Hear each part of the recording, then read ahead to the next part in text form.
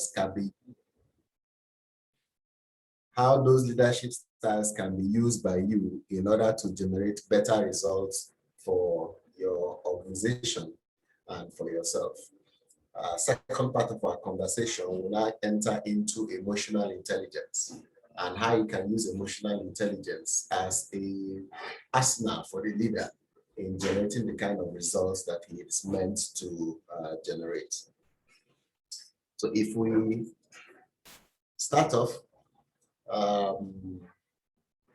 first, are there any lingering questions from yesterday's session? Any question that was not completely addressed or answered that you would like additional information on, so that we can quickly address those ones as much as possible? Any questions from our conversations yesterday?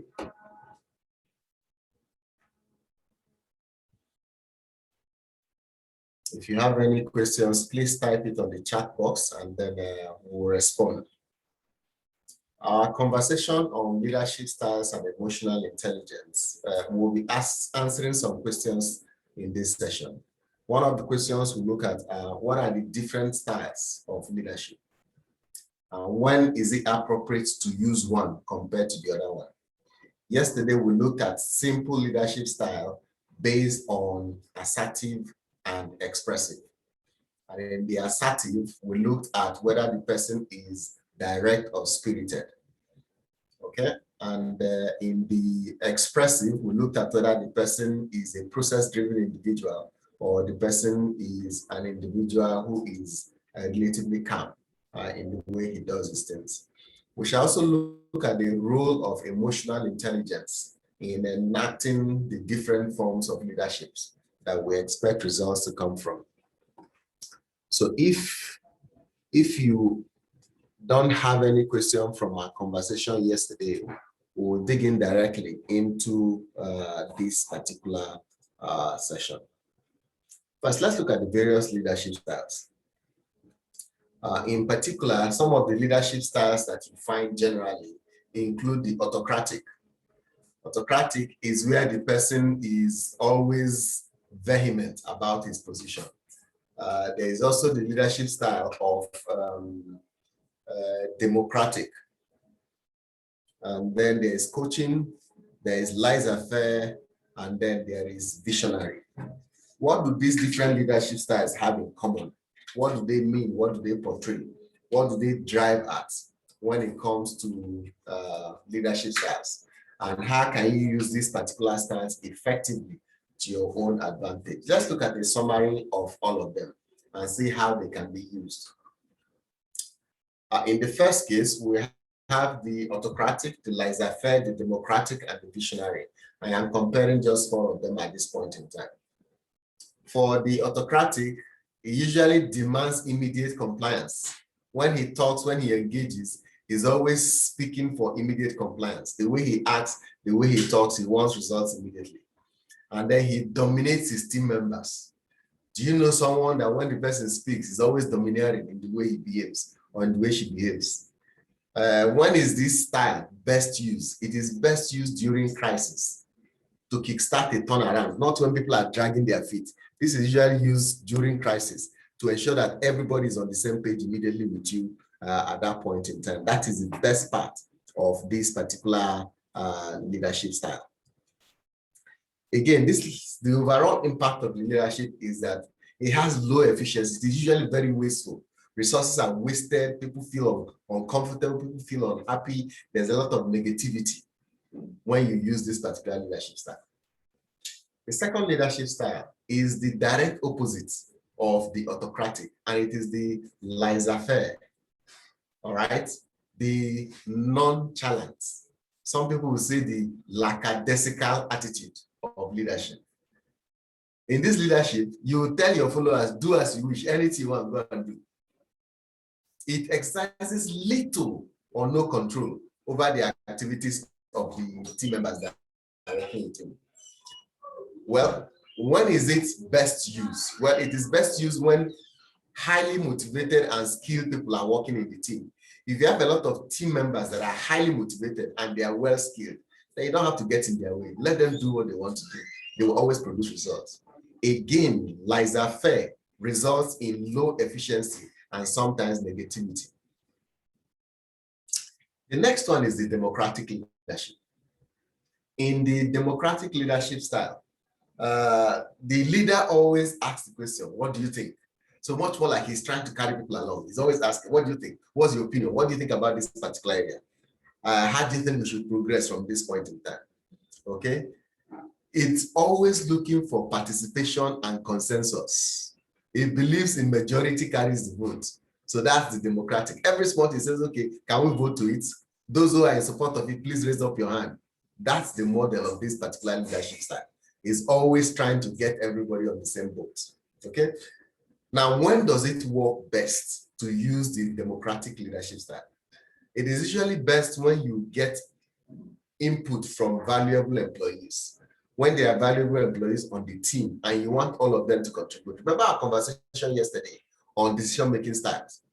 The style in which you get input from people who have something to share, from valuable employees at that point in time. So that's an example of how this particular one works at this time. So you try to ensure that you get everybody to buy in at that point in time. Okay. Again, this is one of the most efficient way of leading because results are more optimized. Resources are not wasted because since you carry every tendencies that all the thoughts and all the perspective might have been considered at that point in time. The next one is the visionary leader. And the visionary leader is the type of leadership style that says, come with me, let me show you the direction where we're going to. Okay? It mobilizes people towards a shared vision to ensure that everybody buys in, agrees, and follows that particular vision at that point in time. When is it good to use a visionary leader? Well, when a clear direction exists or is needed.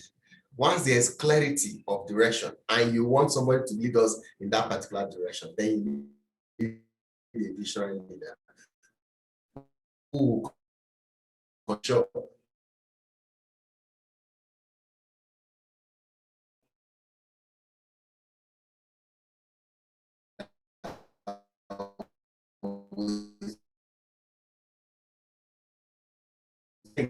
As he has said so, that you may have on that particular leader. High efficient to use this particular leader. So you positive, strong positive outlook at that point in time. So those are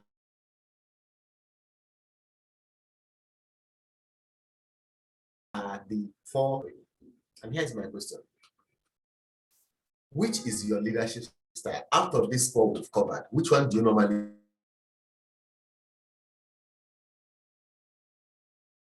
use? Which one is your normal leadership style?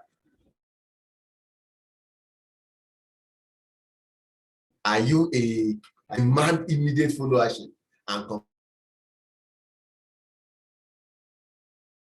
compliance? All right.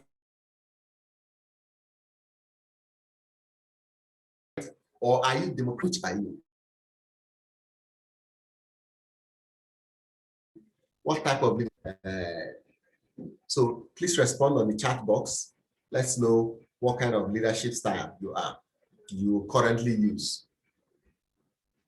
Yes, I'm waiting for you.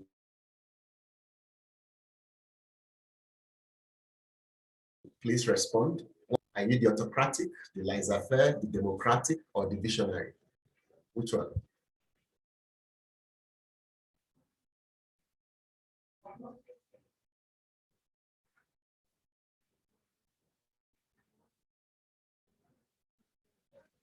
Yes, please chat. Which one are you? Which leader in your style? Okay, responses are beginning to come in. Yes, thank you. More response. Yes, what style do you use? Autocratic, visionary, laissez-faire, democratic. Which one do you normally use?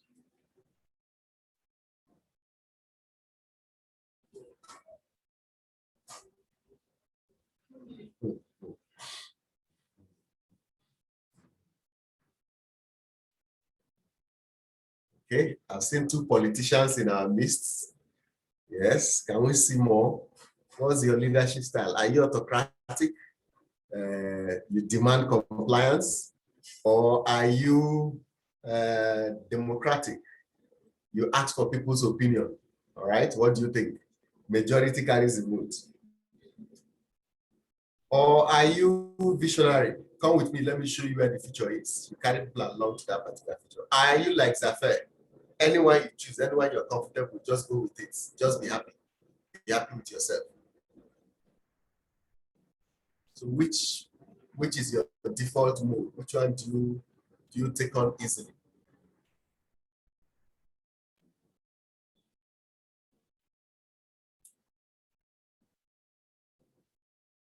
Now, for the two of you who have responded, next question for you is, do you have to change your style to be more effective sometimes? Or do you stick to your gun, use the same style every time? Do you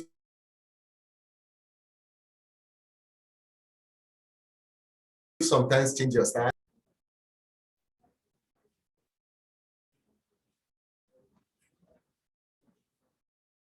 Hmm? Jane, Tammy?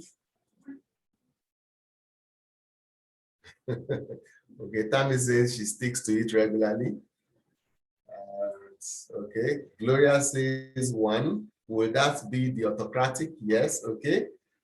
Jane says, I change sometimes as democratic doesn't work always. Fair enough. Thank you very much. Thank you very much. Okay, Kazim says he's visionary. He's a visionary leader. All right, he shows people the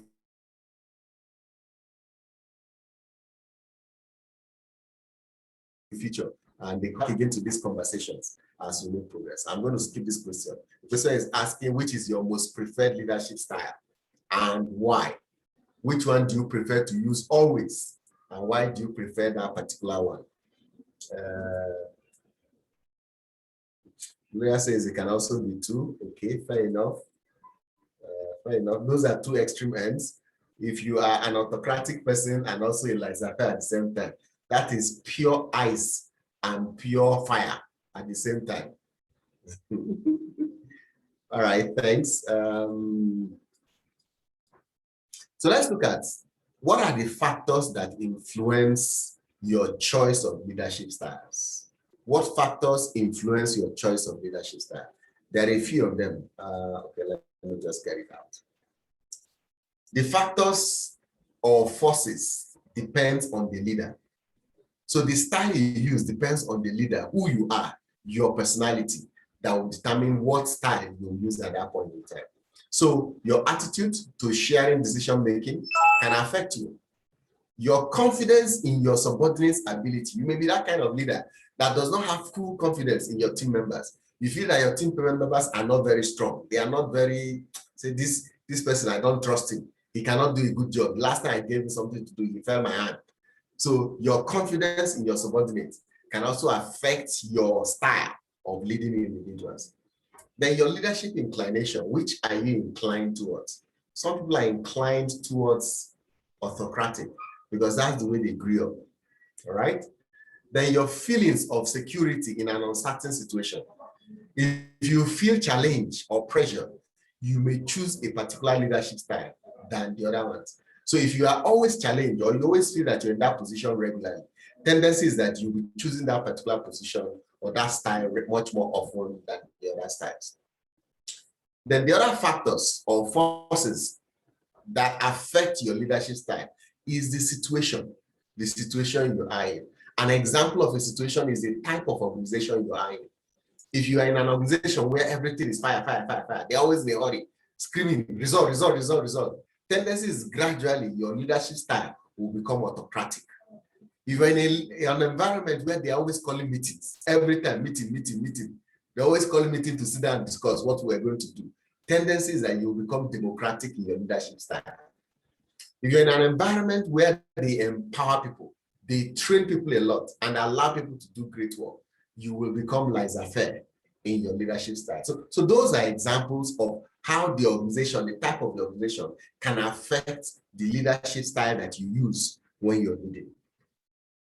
The second one is the expected behavior from your manager. If you have a boss and the boss has a particular expectation of you, sometimes your boss will call you and say, Joel, come into my office. Say, Joel, I don't like the way you handled that case. You were too soft. You cannot lead here by being soft. Guess what? When you come out next time you want to be, what will you do? You become hard because your manager told you were soft. Even though you wanted to be soft to your team members, you remember that your manager's expectation of you is that you should be firm and hard. Instantly, you choose that particular model. So the expectation of leadership in an organization can affect the style you use in others. What's the percentage of output? What's the efficiency of the team? If the team is not doing very well, tendency is that you move into a leadership mode or style that is pushy because you want to push them to get more results. But if the team are flying, delivering results, tendency is that you slow down a little bit. You go into democratic and then into laissez-faire because you, after all, they are working well, they are doing good results at that point. You will not push yourself or push them as much as possible at that point. Then there's also the difficulty of the problem itself. If the problem being solved is difficult, you may want to consult so you can get more answers and solutions on how to address the difficult problem at that point in time. That's another way, that's another leadership style that you can use to ensure that you get the kind of results you want as you make progress. Of course, the pressure of time, how much time you have. The less time you have, the more autocratic you become in your leadership style. Okay, so let's make progress. There are other factors to consider when it comes to how about the factors pertaining to the subordinates? How about the kind of person you're managing, the person you're leading? The person's personality will also affect you in the way you lead and manage that particular individual. So the skill level and experience of the team will determine what level you're going to do. I didn't discuss the fifth leadership style. Remember in the first slide we started from, if I can quickly go back to that particular slide. Don't worry, I'll come back here. In this particular slide where we, it's coming. In this slide, remember there was coaching. Coaching was one of the styles, was one of the leadership styles. I didn't explain it initially. You use coaching leadership style. If the people you're leading do not know how to do the work, they are freshers, they are greeny as it is called, all right? They are just new to the job, to the task in question. Then you will not be autocratic because you will irritate them. You will not be democratic because they don't have anything to add to the team. You will not be laissez-faire because you will not get any result done. You will not be visionary because nobody will follow you. They don't understand what you're talking about. Rather, you will focus on mentoring and coaching as a leadership style. So you will be showing them everything. You say, come, let me show you. You will have a board in your office where any small thing you go to the flip chart board and begin to illustrate and show them. You will always be writing and showing them because you are coaching, you're training, you're developing them. That's a leadership style that you use at that point in time. Okay, so let's fast forward again back to where we were initially. So we're talking about how about if it is your team members? Their skill level will determine what kind of leadership style you're going to use in order to help them to grow them at that point in time. The next thing also is the level of their need for independence. The level of their need for independence. Question, what does independence mean? Can you please share? What is independence? What does it mean that somebody is independent or somebody wants to be independent? Can you please share? What does independence mean?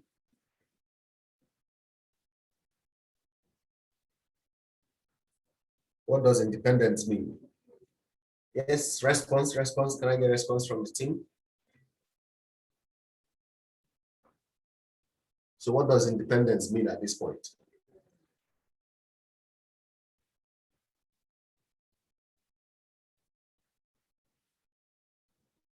Yes. Thank you. The person can make decisions on their own. Thank you. What else does independence mean? Thank you, Gloria.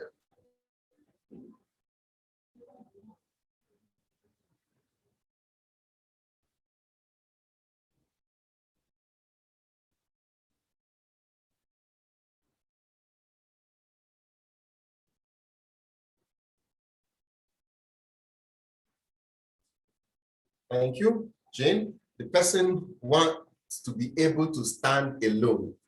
Thank you very much. Now, sometimes when you work with some team members and maybe you assign tasks to them, one person will go. When the person comes back to you, Ruth says ability to work only or take up responsibility. I think she meant ability to work alone or take up responsibility without any help. Thanks, Ruth. So sometimes when you're working with some of the team members, you will agree with the person what needs to be done. The person will go away. The person will not come back to you again. When next the person comes back, he's coming back to you with the job done. That's an example of an independent person. It doesn't allow you to get involved in his job. Tammy says, not subject to someone else's authority. Beautiful. Nigerian independence, so that we are free from the British colonial masters. Thank you very much. So, meanwhile, there are some other team members, when you give them a task and we agree on the task, they will go. They will do small, they'll come back and say, please, I want you to check whether I'm in the right track. Then you tell them they're in the right, they go and they come back again. I want you to check whether there's any mistake. So they keep coming back to you regularly. Those kind of individuals that come back to you regularly are the type of people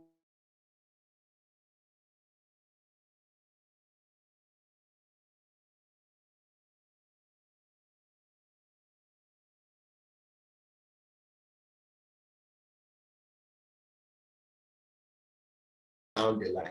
So your leadership style away from laissez-faire, because laissez-faire means the person is fully independent at that point in time. All right, beautiful. Thank you for sharing. Then their readiness to assume responsibility. You can call a team member and say, look, next meeting, you are going to be the person to chair the meeting. Say, oh, God, no, please, so don't call me. Don't call me to chair the meeting. Please don't worry, Oga, I'm happy watching you chair it. That's an example of someone who is not ready to assume responsibility at that point in time. Or you tell somebody that when somebody comes to you and brings an idea and you like the idea, say, I like this idea. Let's go and meet the team member so I can say, Oga, no, it's only you I can talk to, please, before I go there and they question me. So when people are afraid of doing more than they are currently doing, especially when it requires them to stand up tall in the public amidst others, and they shy away from that responsibility, your leadership style for those individuals will change. But if the person assumes responsibility completely and immediately, then your leadership style will move away a little bit from over micromanaging that particular individual, because the person is on top of his game at that point in time. The fourth one that you check on is the ability to tolerate. There's something engaged, then you tell us, so, okay, I don't understand. It is not very clear. Some people want to know everything complete.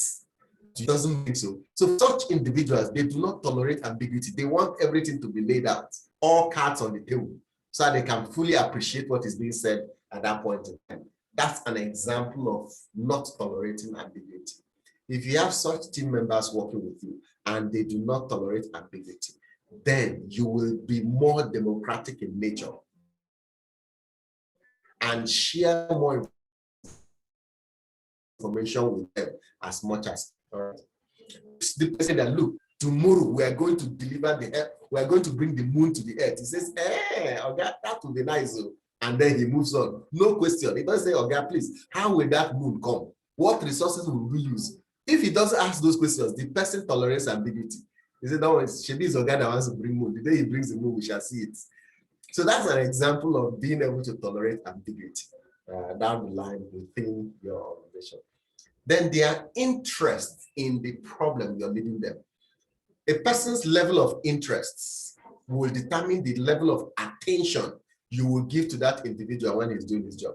If you give somebody an assignment in the morning, and that assignment requires your input until the end of the day, the person doesn't come for once to ask for that particular input. It is possible the person does not have interest in that particular assignment, especially if at the end of the day you call him, where are we on this? You say, oh God, I'm still going around it, I'm still cracking my head how to get around it. The person is not interested.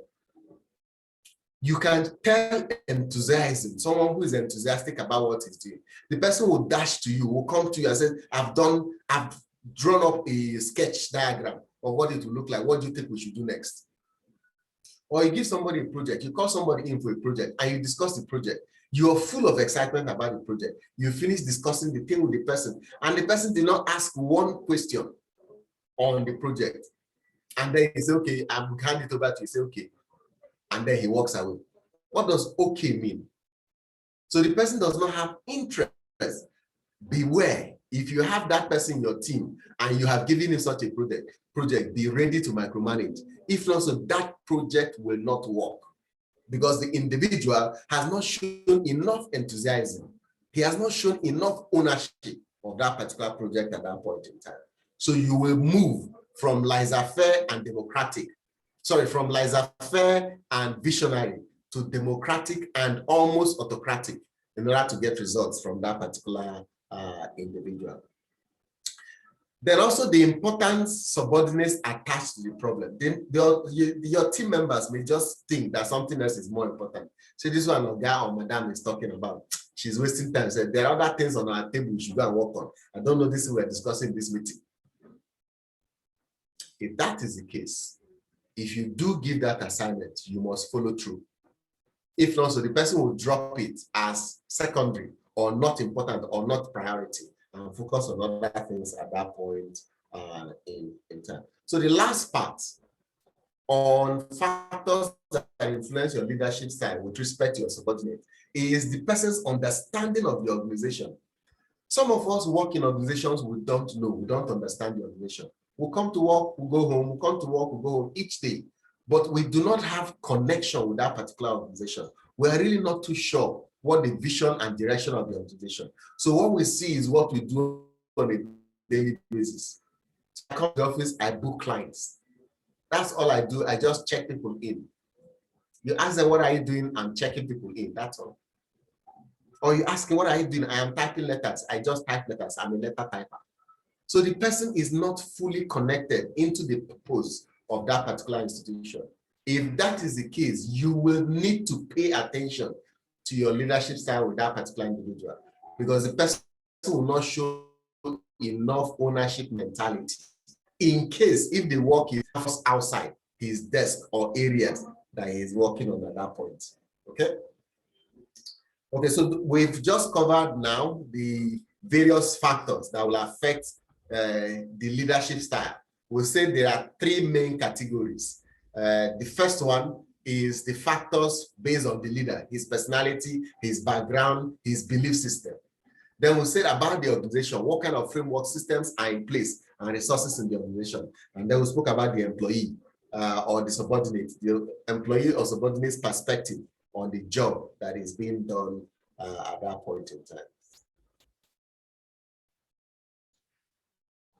Now, put all these things together. There's what we call the situational leadership style.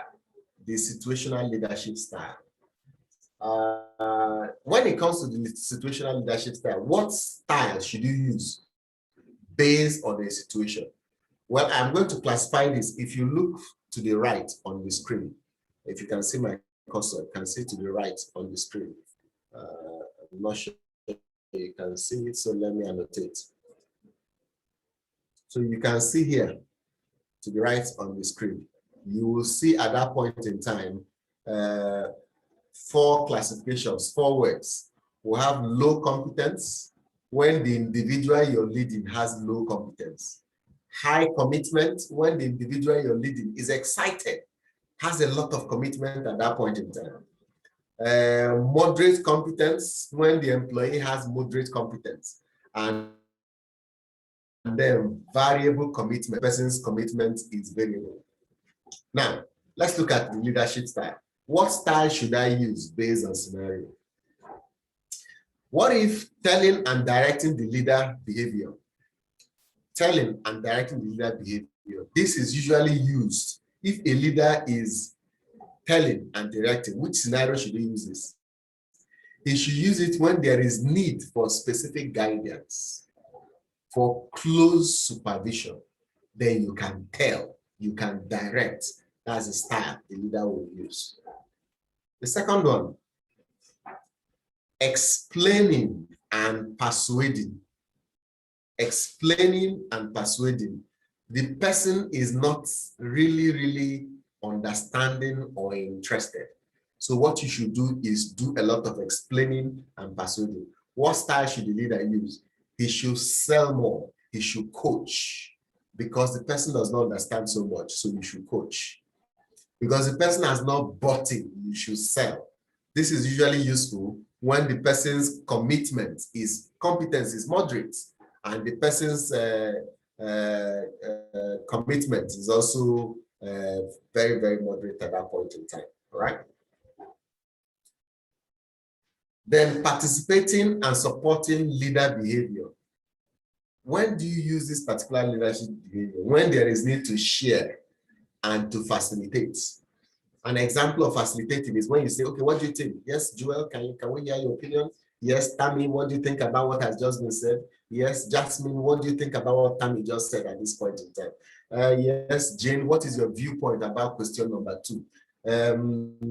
Ruth, where are we on this particular area in your write-up? Okay, so by asking those questions, you're forcing people to participate. You're facilitating a conversation around the table at that point in time, and you're supporting them so that their voice can count, their voice can be heard at that point in time. What if it is a case where the person appears to be willing and ready to do the work? What do? You delegate. You use delegation as a behavior. You call the person, agree on what needs to be done, and you get out of his way. You allow him to go and do a great job. All right. Now, as a leader, when you're working with your team members, there's a difference between doing the job and doing the job the way the leader wants the job to be done. Note, sometimes the leaders can bring their personality to the work that is being done. It does not mean that the employee is not getting it right. It's just that the leader has a style that he will have preferred. Please be careful about over imposing your style.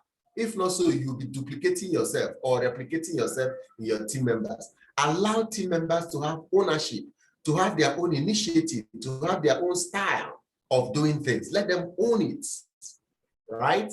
Except if you have a standard brand in your organization of how certain things should be, allow the employee to use his own brand, especially when that brand does not violate the organization's brand at that point in time. Okay, so that's a thought in that particular area.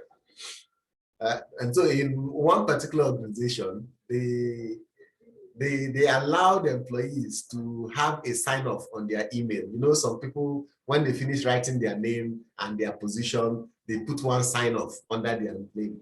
The person says, good to be great. All right. So I've seen another one says, in God I trust. The other one says, always be happy. What type of sign-off have you seen? In my own sign-off, I put passion for professional excellence. What kind of sign-off have you seen? What kind of sign-off have you seen in people's email? Yes? Please share. What kind of sign-off have you seen in people's emails?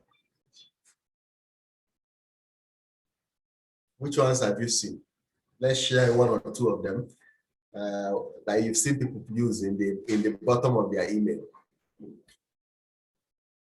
People's personal message, personal brand message in the bottom of their email.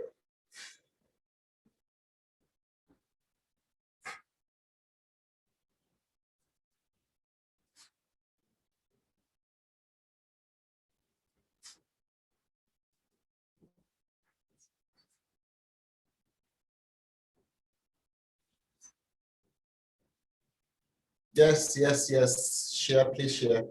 What have you seen people sign off as in their emails?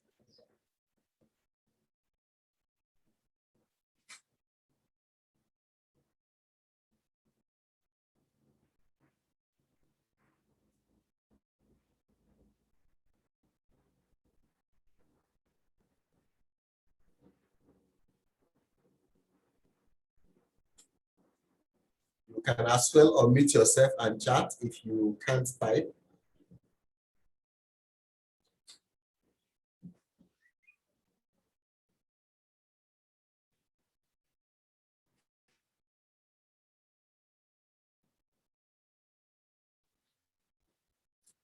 Okay, while I expect that to come in, I'm just going to push one notch forward.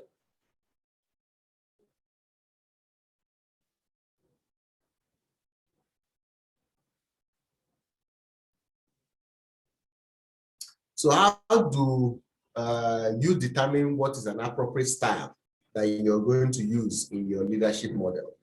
How do you determine what is appropriate? Well, good leaders usually have a style that they consciously or unconsciously use most of the time. But sometimes good leaders are also very flexible.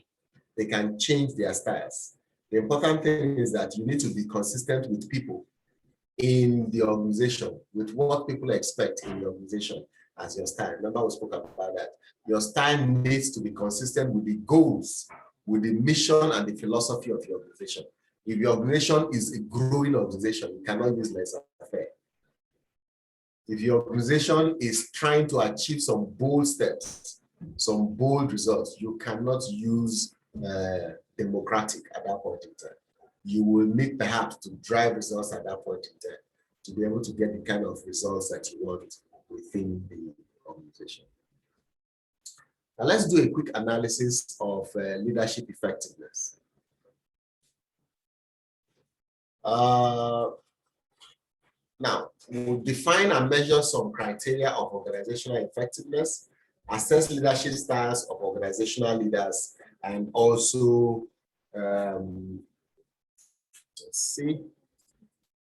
attempt to correlate organizational performance with leadership styles that you find in various areas. When it comes to this, there are two dimensions, really. There are two dimensions. There's the economic dimension or productivity-based leadership style, where the leader is concerned about production. The focus of the leader is always result. How do we generate production, increase results in the organization? The second dimension of leadership here is concern on employees' condition and morale. They're always concerned about people. How will he feel? How will he think? How will the employee behave? What do we do to ensure that the employee does not feel sad, does not feel uncomfortable? Those are examples of concerns for people that you see at this point in time. And this can also be seen from 2 points. There's another two perspectives. One, initiating structure, where the leader is focused on getting things done. So he puts a structure in place. Every morning, we report on what we did yesterday. Every evening, before we go, we show results on what we have achieved. Every evening, everybody must write a plan of what he wants to do tomorrow. Those are examples of structure you're trying to put in place. All right. And by doing that, you ensure that results will happen because you have planned for results at that point in time in the organization. Then there's also consideration for personality, for human conditions, for people who are involved at that point in time. So that will drive the kind of styles that you bring to bear on the table for that particular leader. Now let's look at two leadership styles here. Remember, we said that you can look at it from either initiating structure or consideration. Initiating structure or consideration. Now let me use a box to illustrate this. To the left here, you have concern for people. You have concern for people, right? And at the bottom here, you have concern for production. When you have low concern for people and low concern for production, whether result or no result, you don't care. Whether people are happy or not happy, you don't care. That's an example of what we mean by laissez-faire leadership style. Laissez-faire leadership style. Then when you are concerned for people more than you're concerned for results, that's called benevolence. Benevolent leader. You are a benevolent leader. Then when you are concerned for results, when you're concerned for results or production more than you're concerned for people, in that case, you are an autocratic leader. Everything around you is result, result, result. And then finally, when you're balanced in your consideration, you're balanced in considering people and balanced in considering production, then you're a team leader. You're a team leader. So we ask the question again, what makes a team leader? And here we ask regularly, who is a team leader? Is it somebody who is able to bring people together to do a job well? So note that point, that you're able to get people together in order to achieve a result and to do it well. The only way you can bring people together is that you must show concern for those individuals. The only way you can get the job done well is because of your focus on production at that point in time. And so you're able to achieve the best you can from that particular goal. Now, which style of leadership works best? Let's look at all of them. I'm going to check first. I'm going to start with the team leader, right? Let's start with the team leader. Now, in the team leader has proven to be the most effective in general, because up there, the team leader has 9. He has 9 on production. He has 9 on care of people, caring for people. So he is considered as a highly effective leader in that particular case. Another thing we discovered about a team leader is that it requires him playing a balancing act. He needs to balance getting things done and then having a genuine concern for people. So I have a question for you. What if you're a leader that you are trying to balance getting things done well and also caring for people at the same time, and then you have a team member who is dragging his feet, who is not producing results like the other team members? What will you do? What will you do if you have a team member that is dragging his feet and is not producing results like the other team members? What will you do? Yes. Please share. What will you do? The team member is not producing enough results, but is dragging other people back. What will you do? As a team leader Z, what will you do in order to ensure that results begin to show? You can unmute yourself or you can chat.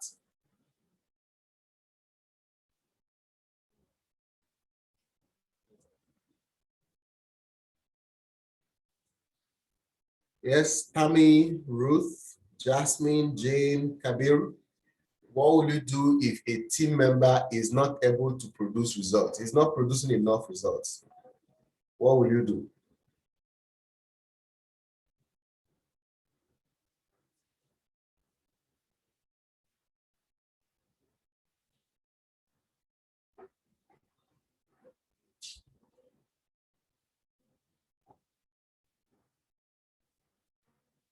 Because one of your major concerns as a team leader is to ensure that you balance well the results you get and the people who are generating that particular result. So how will you go about balancing this? How do you balance results? In other words, my question is, how do you balance results and care or concern for people? How do you balance the two?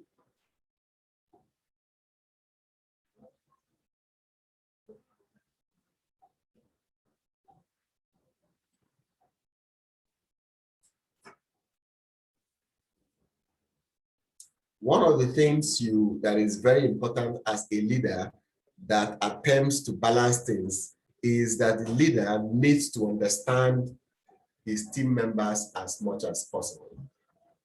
Jane says, I would call the person to ask what the problem is and address the issue to enhance result. Thank you. So she has chosen the path of dialogue. She has chosen the path of dialogue, right? Yes. She's invited the person for a conversation. Talk to me. What is your issue? Why are you struggling with results? In this kind of conversation, knowing your team members, trying to know your team members, you will discover things about the person's personality, the person's situation, current situation that is affecting the individual, that is making him act or behave the way he's behaving at that point in time. And then finally, it will give you insight into the person's perception, workload, and competence on the job at that point.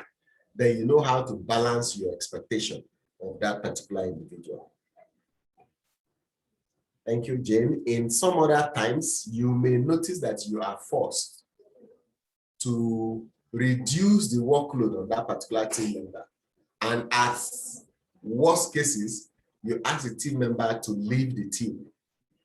You have nothing bad against the team member. It's just that at this point in time, the team member is struggling. And because of the struggles the person is going through, the person is not able to serve or work on the team properly. If you allow him to continue on the team at that point in time, other team members will be noticing that you are shortchanging them because this particular team member is not generating results, and then you're still keeping him on the table at that point in time. And that creates a bad feeling with other team members. Let's look at the next one, the laissez-faire, direct opposite of the team leader, Z. The laissez-faire. What do we know about the laissez-faire? The laissez-faire person is uninvolved. Uninvolved. The leader is uninvolved. His strategy and his style of leadership is called leave them alone. Let them do what they know how to do, how best they know how to do it. So that's the laissez-faire leader. His main role, he sees his main role as passer of information. He calls his team members, guys, there's an update. So and so happened, so and so got it. Please use it in your consideration. Thank you. Carry on. So there are some leaders who are like that. The only time they meet with their team members is when they have an update to share. We have just acquired this. We've just been given this. That is all. No more conversation with their team members. That's the laissez-faire person. Usually, he lets others to take the decision. He allows the team members to take the decision on their own, and he doesn't get overly involved in the decision process, right? Basically, he abdicates responsibility for team or the unit. He transfers his responsibility on the team to others in the team at that point, right? So that's your laissez-faire leader, the laissez-faire leader on board. Now, the autocratic leader, which is the third one, the autocratic leader, he lacks flexibility. He's always rigid, straightforward. All his thing is one-way traffic, highway. Is his way or the highway? You don't question the autocratic leader, all right? He is very controlling and very demanding in his nature. Usually feels that everything must be controlled. He must control and be in charge of everything that is going on, right? And he usually uses the carrot and stick approach. He's the kind of person that believes that people only work for the rewards you give to them, and people only get up to do what they are supposed to do because of the stick you are about to give them. So that's the autocratic leader in most cases. Now, the autocratic leader is usually focused solely on production, solely on getting the job done. If you ask him, say, after all, that is why we are all here. He's focused on getting the job done, delivering results within the team. And that's all that matters to him throughout. Then the last one is Theory Y, the benevolent leader. This particular person, the assumption is that he is very people-oriented, very encouraging. People always call him, if he's a female, say, they call him auntie, they call him mommy in the office because she is very, very modern. She takes care of people. She thinks very well of people, okay? So that's an example because of the way he comports himself and he carries things at that point in time. He organizes around people. He doesn't organize around job. He doesn't say job first, but people first. He says people first, all right? In the things that he's getting done. He can be paternalistic. Yes, that's what we just said. Yes. People see him as a father or see her as a mother figure when they are doing things around, when they are trying to get results done within the team at that point in time. He can also have a country club mentality or atmosphere, non-competitive. He doesn't drive for competition at all. Non-competitive. He just ensures that everyone works together and things work out as much as possible as we had planned it initially. So those are the four that we have spoken about. Then a little bit more information on the Theory Z. The Theory Z leader, team leader, balances production and people issues. Unlike the Theory Y or the Theory X, the Theory Y tilts towards people, the Theory X tilts towards production, but the Theory Z balances the two at the same time. The Theory Z also builds a working team of employees, people who work together, harmonious, who are joined together, who feel excited, who want to do a great job within the organization. All right. What's his approach? He involves people in most conversations and most things, especially as they affect those individuals on the job that they are doing within the organization.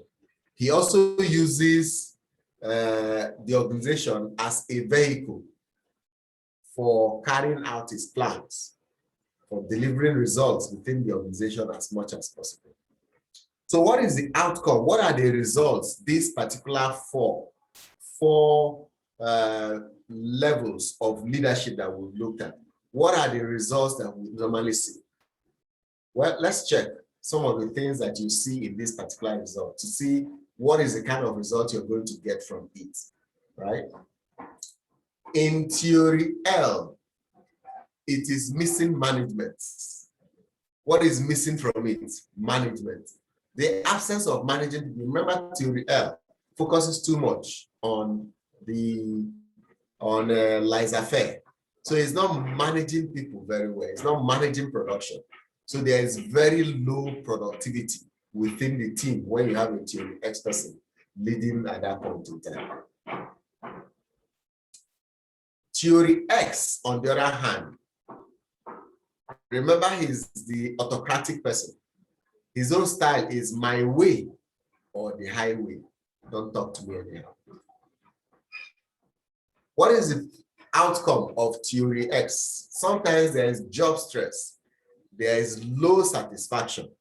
There's unions may even form in that particular organization and cause problem for everybody, right? Then for Theory Y, country club mentality. There is low achievements and good people tend to leave the organization, which is very strange. Can you imagine that? He is taken care of, he's very benevolent. People like him, yet good people leave despite that.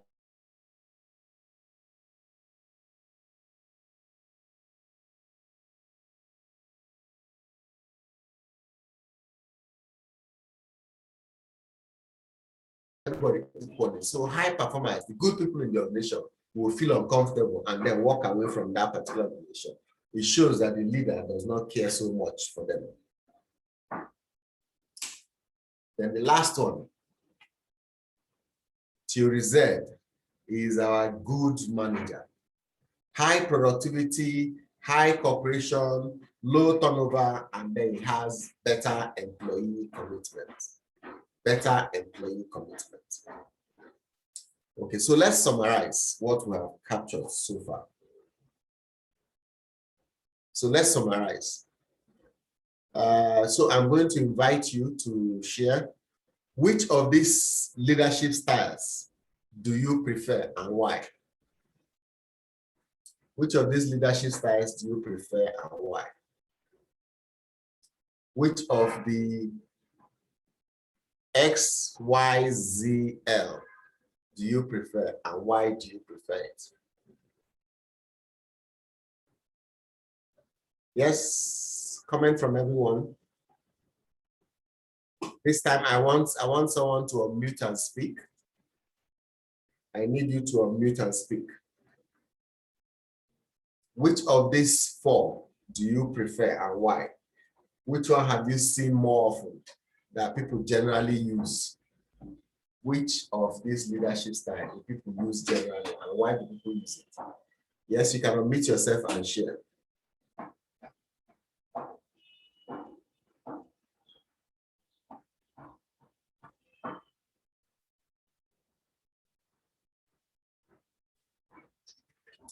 Okay, so what we'll do, we'll go around to everybody. Let's know those who are still with us. First person here is Tammy. Yes, Tammy. Which of these leadership styles do you prefer? Okay, so I don't know if you could maybe show the previous slide. You don't know what? If you can maybe show the previous slide, just so I have like a second glance. Okay.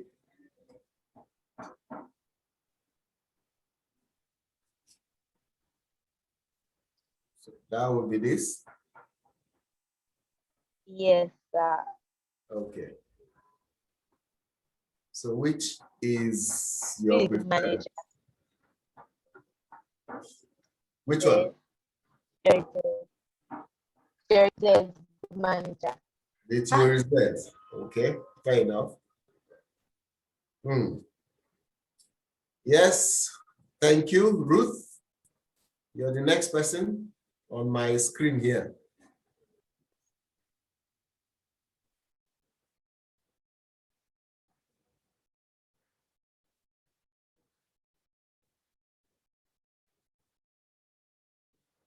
Okay, if Ruth is not there, let's go to the next person here. Gloria, which of these leadership styles would you prefer to always use?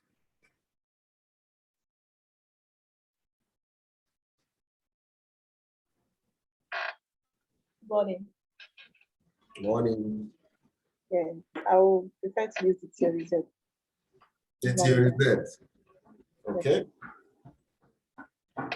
Yes, Jasmine, which of these leadership styles would you prefer to work with?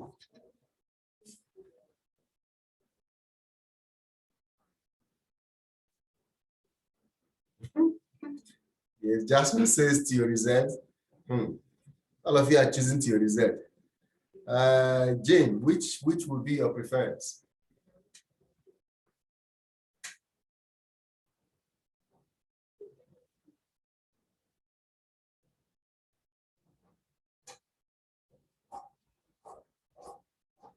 Is Jane there?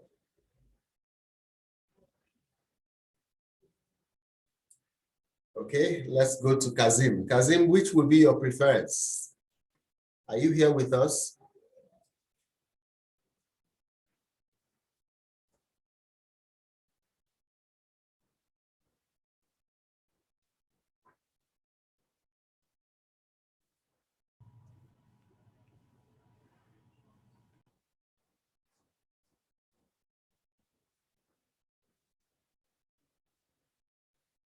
Okay, so thank you all. We'll move over to our conversation on the origins of leadership. Are leaders born or are they made? Before we start, we will do a small stretch. Haven't gone through a part of our session at this point in time. So let's do a small stretch. Wherever you're sitting,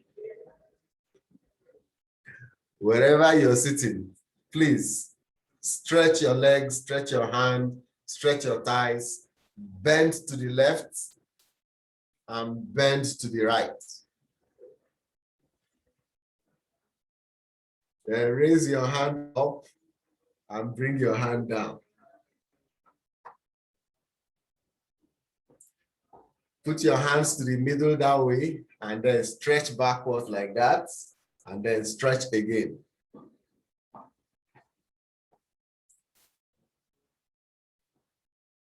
Once you're done with this, get a glass of water. Okay, so beautiful. So let's go back to the one where we were previously.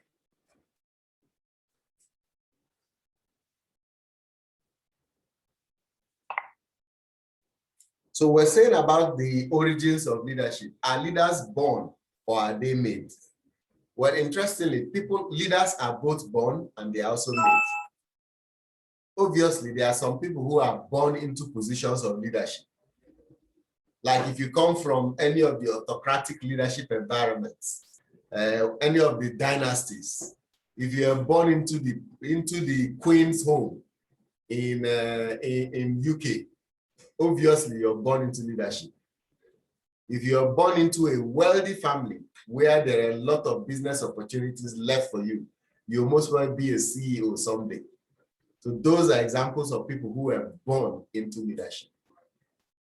But beyond born into a physical position, there are some people who are born with certain qualities and characteristics we expect people to have. They are from birth, they are already showing leadership potential. All right? If you watch some small children play, there's always someone that leads them to go and commit mayhem somewhere. Maybe the kids are just talking and playing among them. One of them will just get up and say, please, all of us, come, let's go inside and go and tear something. So there's always someone who is leading them at that point in time, and that individual leads. But beyond being born, leaders are also made. Leaders are also made. And we end up asking ourselves, assuming you were born and made, what will you become? What will you become as a leader? The questions I ask here are related to your leadership styles. What kind of leadership style? How do you choose which style of leadership to use? Okay? First, you must start with yourself. Know thyself, who you are. Think about the needs of your organizations. Observe and learn from various leaders, all right? And then use research on leadership to find out which model works best. We'll just finish going through the leadership styles and then we'll ask the question, which will you prefer? And then almost everybody who spoke chose the theory Z of leadership style. You must believe in what you're doing, all right? You must believe that you're adding value, that what you do counts, and then be prepared to make changes down the line within your organization. Now, other leadership styles, other than the ones that we have covered now, there are plenty of other leadership styles. I just mentioned this, but I will not spend time discussing them. So there is the synthesizer, there's the futurist, there's the advocate, the diplomat, the idealists, the mentor, the star, and the innovator. So those are different types of other leadership styles that you may have. And each of them are acceptable for various things from what has been said. Okay. We've covered this extensively, so we'll just make progress. I said I wasn't going to discuss the leadership styles, but the 7 ways of leading. The 7 ways of leading, according to David Broke. The opportunist, usually this person is self-oriented. He is manipulative in the way he does his things. He wins any way possible. He will manipulate others to get results. That's the opportunist. Usually, the opportunist leadership style is what you need when you need salespeople and then emergencies. Then the diplomat is always obedient, avoids conflict, and does not rock the boat. What strength does he have? He's usually very supportive and ensures that there's togetherness in what is happening. The expert, very logical, seeks expertise and efficiency on what is going on. His strength is that he is an individual contributor. Then there's also the achiever. The achiever meets strategic goals, team player, managerial roles, all right? The achiever is focused on the managerial roles within the organization also.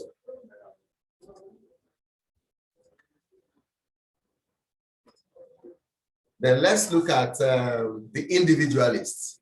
The individualist creates unique structures to resolve gaps between strategy and performance. He is very good in consulting. Also, he's very good in venture roles, okay? To ensure that things work very well. and then in order to drive and bring new things as much as possible. Then the strategist, he is known for his power of mutual inquiry, his vigilance for short and long term as much as possible. The strategist is usually used when you do transformation, when you need a transformational leader to be able to drive things in that particular organization. Then the alchemists, he integrates both material, spiritual, and societal transformation, trying to make everything to connect together to ensure that there is unison in the things world. He is very good with society-wide transformation. So if you want to transform Lagos State, look for an alchemist. You want to transform Nigeria, look for an alchemist. When you're electing the next president, make sure that the president is an alchemist. And then you get various transformation within the environment of the organization. Then the ages of your leaders. There are various ages of leadership. There is the infant executive. The infant executive is recruit a mentor early. If you are an executive, if you are a leader today and you are an infant executive, that means you're just a fresh executive. One of the things you must do for yourself is to recruit a mentor early in your career, and then recruit a team that will back you up, that will continue to encourage you in your leadership advancement. The second one is the schoolboy. The schoolboy, make a low-key entry, develop relationships. Don't take followers' assessment personally. When followers tell you things, don't take it personally, because sometimes they may either overpraise you or they may be harsh with their criticism. The lover, expect relationships when you're promoted from within in the organization, because people will be coming to you to tell you that they remain loyal to you. All right? Have frank conversations with people and know who to listen to so you don't go and run into problems. Then the general, listen to unpleasant truths, encourage flow of information, understand what is happening in the organization, and do not show arrogance. Don't show arrogance. Then the statesman represents the organization and the values of the organization. Play politics where you have to play politics. If there is need to play politics, go ahead and play politics. All right. And then the last one, the sage. Take time to mentor other people. Have you noticed in the first one, we say the infant executive should recruit a mentor. And then the sage, we say the sage should find people that they should mentor. So please choose one. Which one are you? Where are you in this? Where are you in the ages of leadership? Which one are you? Are you the infant executive, the schoolboy, the lover, the bearded soldier, the general, the statesman, or the sage? Please type which one you are in. Which one are you?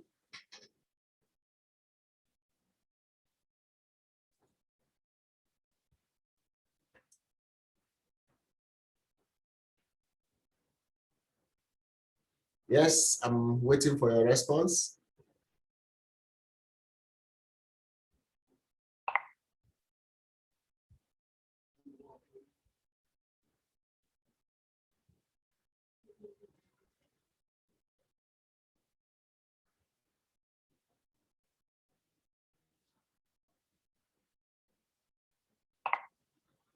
So of the 7 we've covered, which one are you? Are you the infant executive? Are you the schoolboy? Are you the lover? What stage are you in your leadership journey? Or are you the general, the statesman, or the sage? Which one are you on? Because that will determine how you're going to grow yourself and grow your leadership journey down the line.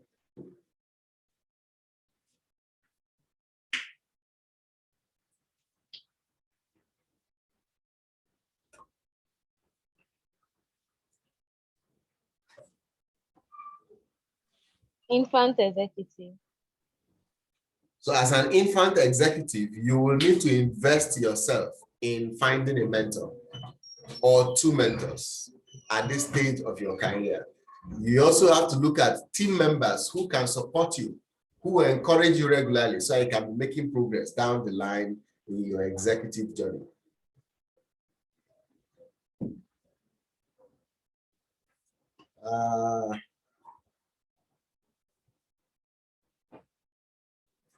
Okay, Jasmine says the schoolboy.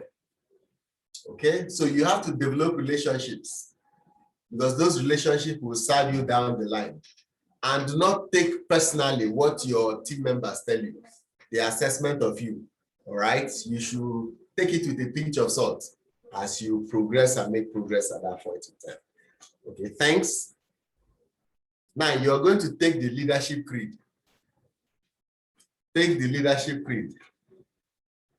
The leadership creed helps you to focus on doing the right thing as a leader every time. If possible, print this and keep it beside you. The creed says, I, put your name in the middle there. For example, I, Joel Omike, will strive to become an effective leader by ensuring that I abide by the following rules. Rule 1, Rule 2, Rule 3, Rule 4. What are the things we've learned so far that you tell yourself you're going to start practicing? Enter them here as part of your creed of what you're going to do in order to make progress down the line in your leadership journey and leadership career. Okay. So in summary, we have said that the leadership style is the way you carry out your functions as a leader, a consistent pattern of behavior of how to do things, and then a behavior that has been developed over time by you subconsciously. And your style also changes based on the position you are and the society that you are at that point in time. And based on the kind of education you have and the training you have, it can also affect you, okay? And then the pressure for greater empowerment of staff. These are some of the things that can affect your leadership style. Then there is transformational leadership and transactional leadership. And we will come back to those two again at the end of our class, either tomorrow or next tomorrow. Transactional leadership, essentially the same as management, all right? It involves you running routines and regimented activities. While transformational leadership, on the other hand, involves you to bring to the table a set of skills and abilities for you to manage change, to drive change in the organization, and then get as much results as possible. Now, these styles, in terms of personality, there are three main styles. That is the traditional, the negotiating, and the charismatic. The traditional, the negotiating, and the charismatic. The traditional, the strength of the traditional leader is that he is decisive. He has common sense. He follows through on any commitments. He dislikes wastage. Do you, if in your family there's someone who's always talking about wasting of food, wasting of drinks, or wasting of something, that particular person is a traditional leader. Someone who pays attention to detail is a traditional leader. The person is focused to meetings, uses meetings to drive results as much as possible. Weaknesses, finds it hard to praise staff. All right, finds it hard to praise staff. And then rule-bound, person is rule-bound, that's his weakness. If you find yourself as a traditional leader, what actions should you take? You should work on developing your people skills. Work on building your people skills so you are much more a people-oriented individual. The negotiating leader, what are his strengths? Adaptable, negotiator, open-minded, changeable, he can change. He finds it easy to praise staff. He accepts differences without being judgmental. He's the kind of person that tells you, I won't judge you. Weaknesses, he may forget his commitments. If he tells you he'll do something for you, he may forget that he has told you that. So you need to be reminding this kind of leader regularly. He can be seen as unpredictable towards his staff because you cannot predict what he will do next. He will be blowing hot or cold in different days. You will not know which day he will blow what temperature. Action plan for such a leader. Organize staff around you to remind you regularly of other aspects of work, like having fun, like living a life, especially when it comes to unpleasant areas that you don't feel comfortable with yourself. The third one and the final one is the charismatic leader. His strength, very democratic, excellent people skills. He is a motivator and an orator, very optimistic, hands-on when he discusses, and has charisma. His weakness, needs and seeks praise for the work he's doing. Charismatic leader, people don't remember to praise him for the work he has done. He may run out of energy from time to time, and then he dislikes formality and too much authority. What's the action point for this particular charismatic leader? He should keep priorities in view and avoid dependency relationships and manage his energy. Manage his energy as much. A little bit more information before we wrap up this. For the charismatic leader, he must be able to envision, articulate a compelling vision, set high expectations, model consistent behaviors, and then he must also energize his team, demonstrate personal excitement, express personal confidence, seek, find, and use success very well. And then he must enable expressing personal support, empathy, express confidence in people as much as possible. All right, so if you have any question, you could ask. If not, so we shall take 2 minutes break. And then when we come back, we will now pay attention to emotional intelligence. When we come back, we'll now switch our conversation to emotional intelligence. 2 minutes.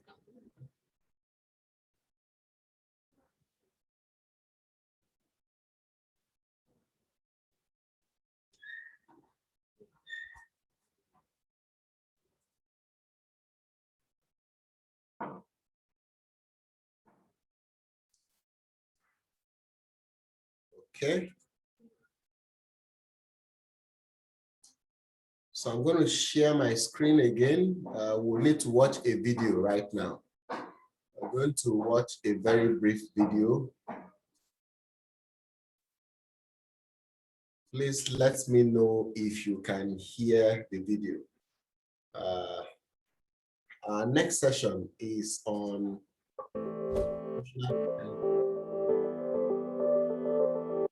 Can you hear the video? Please type yes or mute yourself and say yes. Can you see? Can you hear the video? I can see, but I can't hear. There's no sound. Okay, you can see, but no sound. All right. Who else?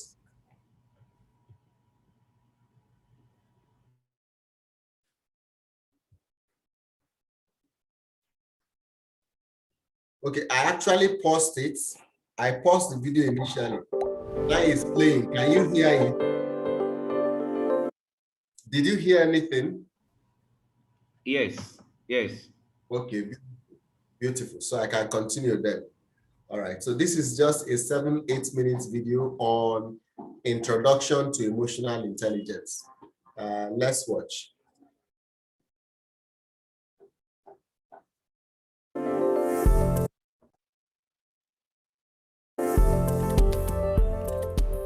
Krishti IAS is pleased to bring you a program specially targeting GS Paper 4, which deals with ethics, integrity, and aptitude. In this episode of the program, Ethics, Definitions and Concepts, we will discuss definitions of emotional intelligence and the concepts related to it.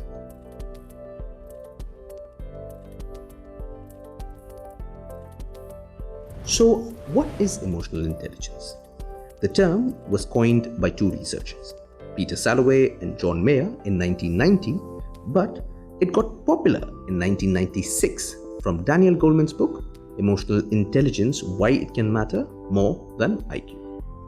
According to Goleman, emotional intelligence is the capacity for recognizing our own feelings and those of others, for motivating ourselves and for managing emotions effectively in ourselves and others. An emotional competence is a learned capacity based on emotional intelligence that contributes to effective performance at work. So, in a nutshell, emotional intelligence refers to the ability to identify and manage one's own emotions as well as the emotions of others. Now we will focus on the two prominent models, namely Salovey and Mayer's model and Daniel Goleman's model regarding emotional intelligence. First, let's look at Salovey and Mayer model. There are four branches in their conceptual framework. First, perceiving emotions, which is the identification of emotions in oneself and in others. Second is emotional facilitation of thought, which is the use of emotions to guide our thoughts and judgments. Thirdly is understanding and analyzing emotions, which means accurately identifying emotions and understanding the complexity of inter and intrapersonal emotions. And lastly, reflective regulation of emotions, which is the ability to analyze and manage emotions. Now let's look at Daniel Goleman's theory. Daniel Goleman divided emotional intelligence into personal and social competences. They contain a large range of skills which are the elements of emotional intelligence. Let's first see personal skills. Now they include self-awareness, which is the ability to recognize one's own emotions and its effect on others. Self-regulation, which is the ability to control emotions and think before acting. And motivation, which is the zeal to pursue goals with energy and persistence. Now focusing on social competencies, which includes empathy, which is the ability to understand the feeling of others, and social skill, that is the proficiency in managing relationships. On the basis of the above models, emotional intelligence can be split into 5 essential elements: recognizing, understanding, and managing the emotions of oneself and of others, expressing our thoughts, developing and maintaining social relationships, coping with challenges, and using emotional information in an effective and meaningful way. For better concept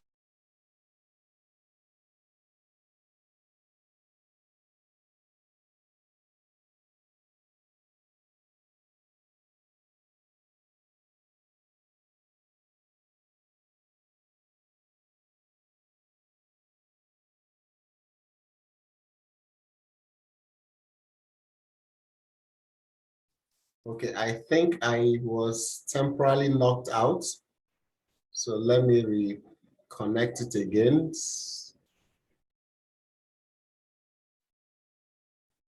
Okay, so we're back. emotional quotient and intelligence quotient, Daniel Goleman has stated that what really matters for success, character, happiness, and lifelong achievements is a definite set of emotional skills, that is your EQ, not just purely cognitive abilities that are measured by conventional IQ tests.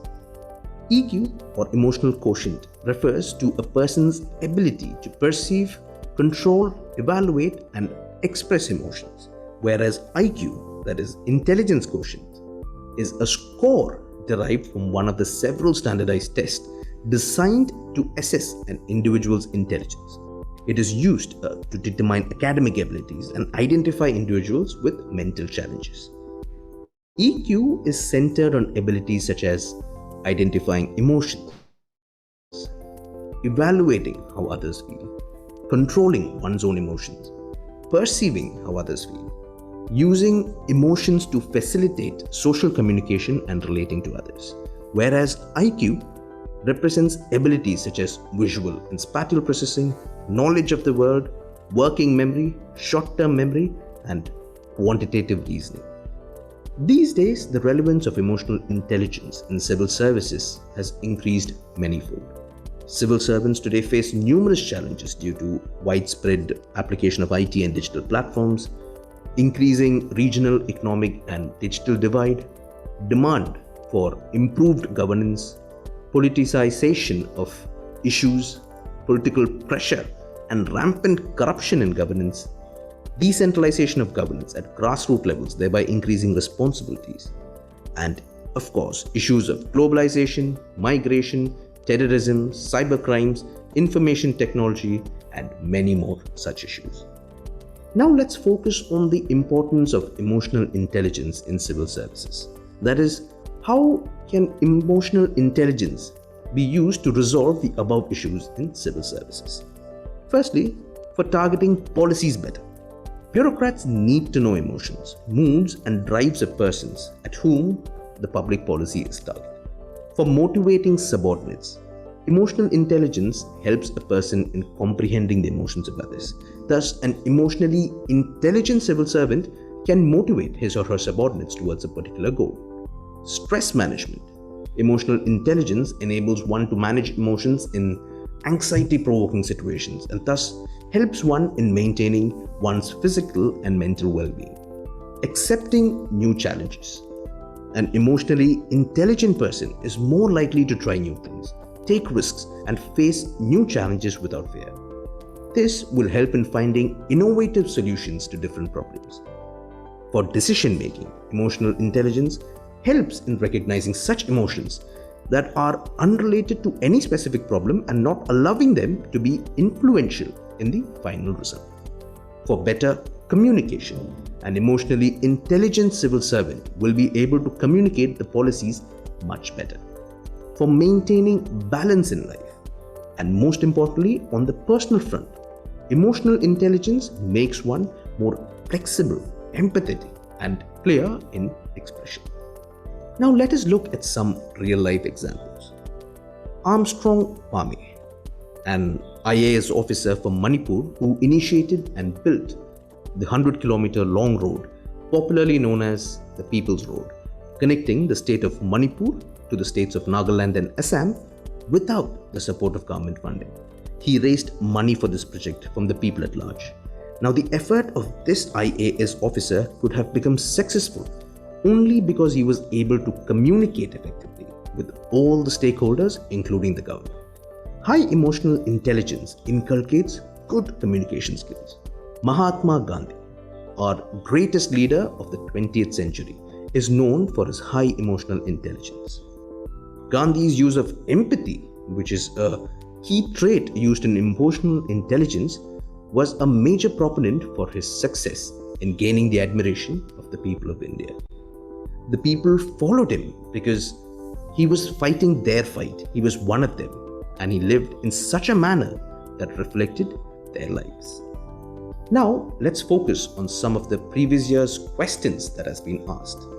What is emotional intelligence and how can it be developed in people? How does it help an individual in making ethical decisions? How will you apply emotional intelligence in administrative practices? And emotional intelligence is the ability to make your emotions work for you instead of against you. Do you agree with this view? Discuss. Dear viewers, that is all for this episode. We will meet you with a new concept in the next episode. Stay tuned, stay safe. Okay, so thank you. I hope you listened to it, especially the beginning part of it, where it illustrated the various parts of emotional intelligence. So quickly, let's take a quick review. What's your thoughts? What's your learning points? Quick question. I have just one question. According to this particular video, what is emotional intelligence? You can answer it by the definition, or you can answer it by the different parts of emotional intelligence. What is emotional intelligence?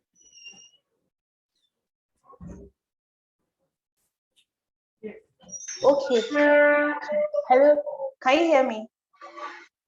Yes, I can hear you. Go ahead. Okay, so emotional intelligence is the ability to control your own emotion and also control other people's emotion in a positive way, of course. All right. Thank you.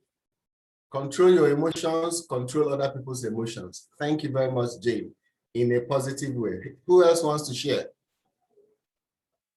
Who Hello, else good morning, wants to everyone. share? Yes, go ahead. So emotional intelligence is also the ability to also know your personality, the kind of person you have. Because knowing your personality will also help you to manage others. You understand? If you cannot find those things that makes you okay, what are those things that get you angry easily? What are the things that motivate you? What could people say to you that will either upset you or get you motivated? The things I say to A is different from what I will say to B, and they will take it in a different way. So you need to also understand your personality. Who are you? In that way, you're able to manage, like Jane said, you're able to manage yourself, your emotion very well. Then you'll be able to understand other people and manage them to know that they are wired in a different way from you. They are all wired differently, and we all absorb things in a different way. So that is one of the traits you can actually look at. Thank you very much. Thank you. Does any other person wants to share your definition or your thoughts on the video about emotional intelligence?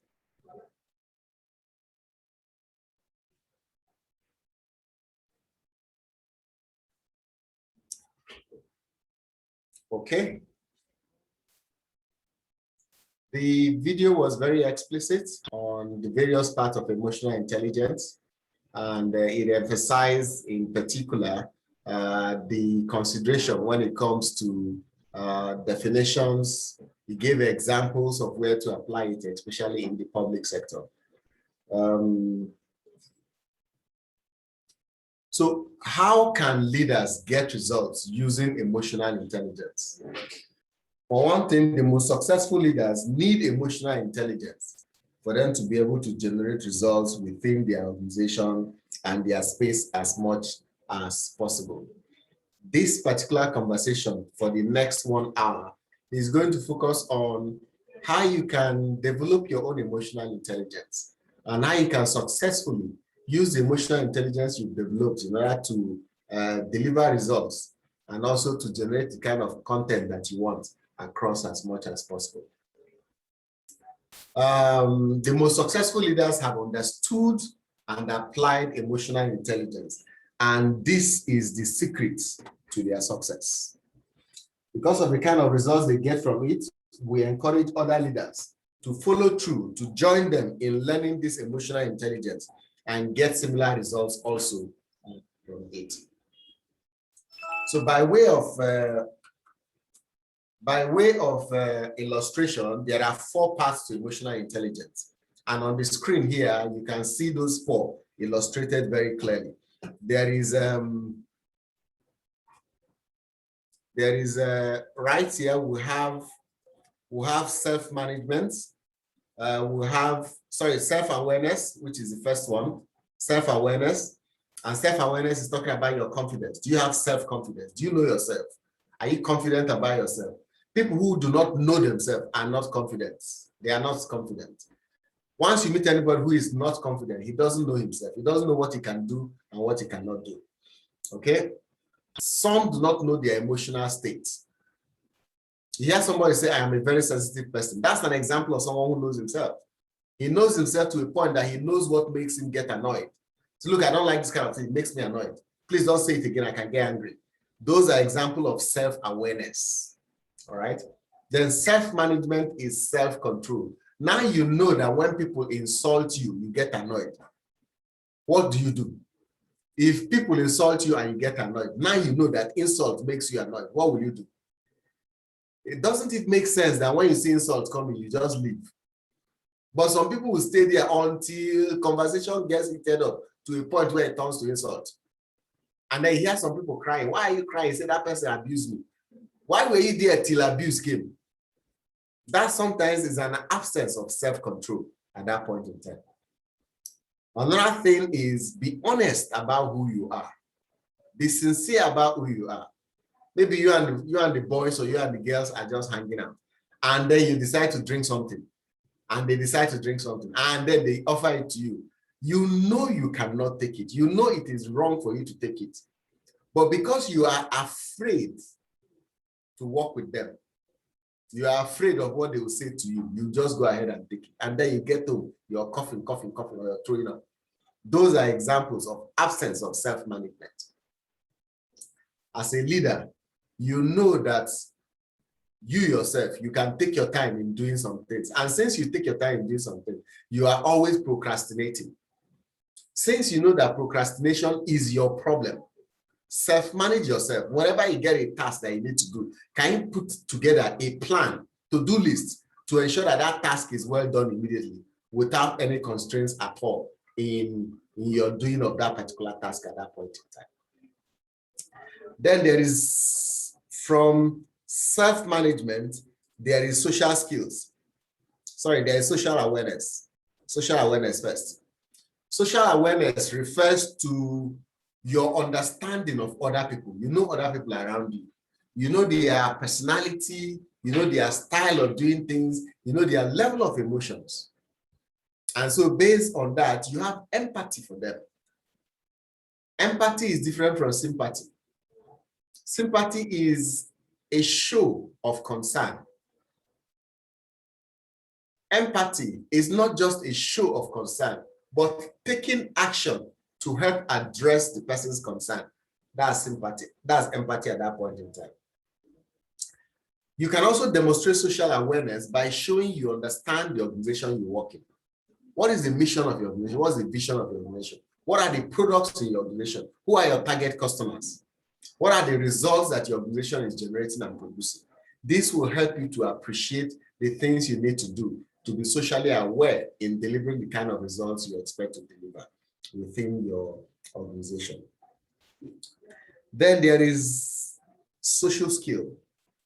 Social skill is now when you bring the previous three: your awareness of yourself, your managing yourself, and your social awareness in order to manage other people, in order for you to be able to work very well with other people and influence them, and most probably develop them for better results as you make progress.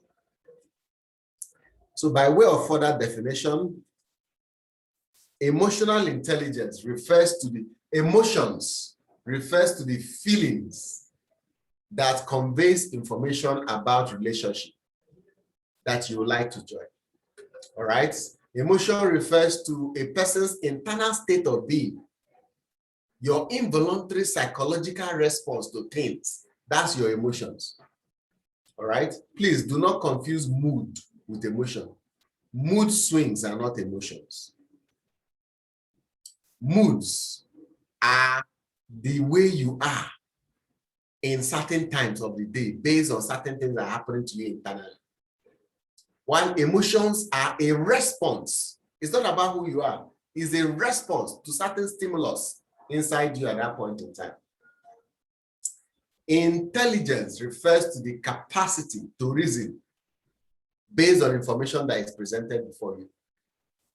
While emotional intelligence refers to your ability to reason something out with emotions in order for you to enhance the thoughts of what you're doing at that point in time within the organization.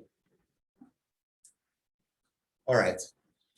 So emotional intelligence is the ability to perceive, evaluate, understand, and control your emotions in yourself and in other people also at the same time.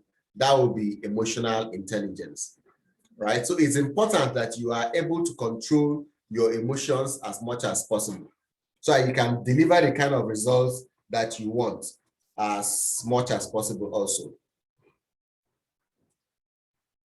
Now, the ability to perceive, to evaluate, to understand, and to control your emotions in yourself and in others is what we refer to as emotional intelligence.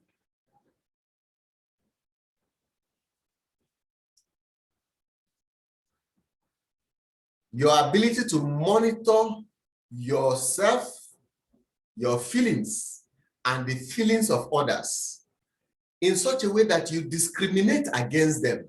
You choose which feelings you react to and which feelings you will not react to is an example of emotional intelligence. You must be able to monitor and reflect at that point in time. A lot of books have been written on emotional intelligence. And one of the greatest authors in this particular area is Daniel Goleman in this particular case. And he's written quite a lot of works to be able to articulate and address some of these particular content and materials that we are talking about here. One of the books he wrote is called A Force for Good.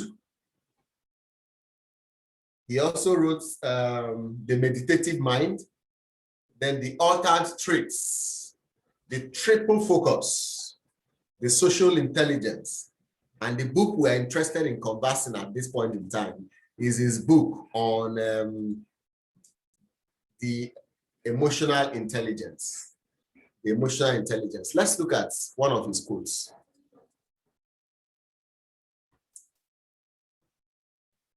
He says that the capacity for recognizing our feelings and those of others, the capacity for motivating ourselves, for managing our emotions well in ourselves and also in our relationships. This is what he refers to as emotional intelligence.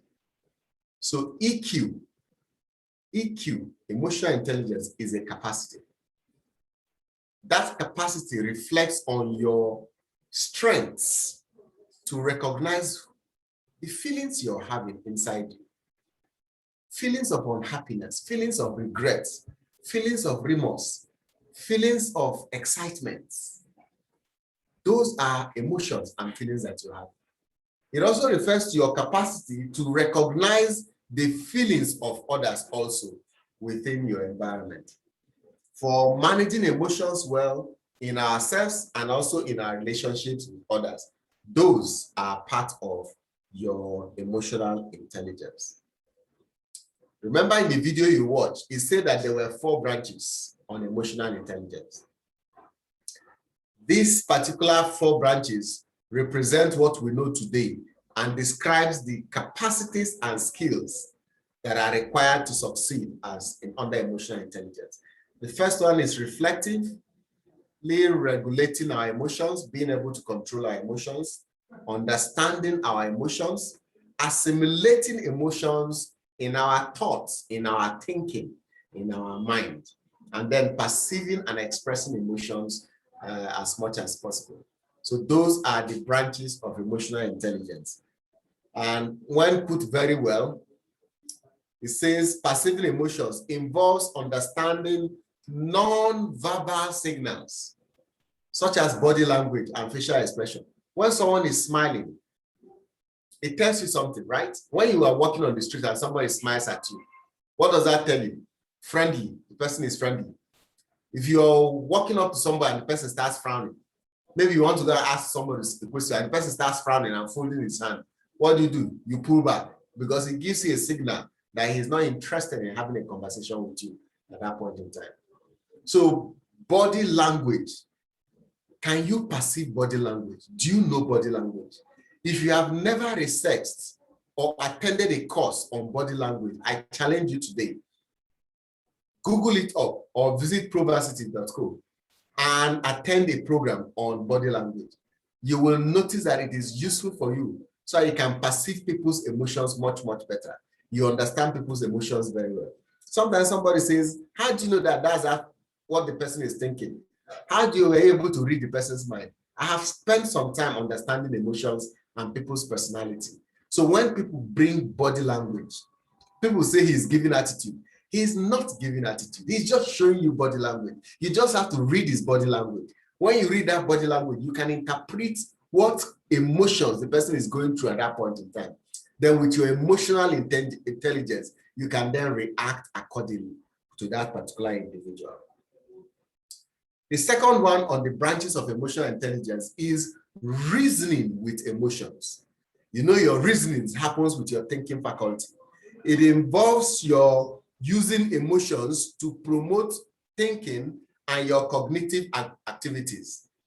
We respond emotionally to things that catch our attention. Once you see a beautiful color, it's brilliant. You see a poster of a movie, you say, man, I must watch this movie. It's your emotions that are reacting. You see a plate of food, well decorated and designed, you smile and you start salivating. It's your emotions that are responding. You see a friend, lost long friend a long time ago, and you well up with excitement. That's an example of you reasoning with emotions, because it's helping you to think, it's making you to think previously. Then understanding the emotions we perceive can help us in a wide variety of meanings. It helps you to interpret the cause of observed emotions or what it might mean to you. For instance, when your boss displays anger, when your boss is angry with you, do you go and sit there and say, what is wrong with that person? Say, that my boss said, what's wrong with you? Why is he getting angry? Don't you sit there and wonder, okay, what did I do? Why did this thing I do make him annoyed or make her annoyed? Going forward, I will try not to do this thing again so my boss is not annoyed. That's an example of you having reasoned with emotion. You are now understanding with emotions at that point in time. Finally, you manage emotions. Managing emotions has to do with regulating your own emotions, responding appropriately to other people's emotions and that of others, so that you are able to have a strong team. Regulate your own emotion. You know that when people say certain things to you, you can flare up. Avoid listening to those things. You know, you're the kind of person that when you hear gist or gossip about yourself, you get annoyed. Why don't you stop listening to gossip so that you can free your mind and live a healthy life? Same thing also when it comes to your managing other people's emotions. You know that there are some things you tell somebody, the person will get annoyed.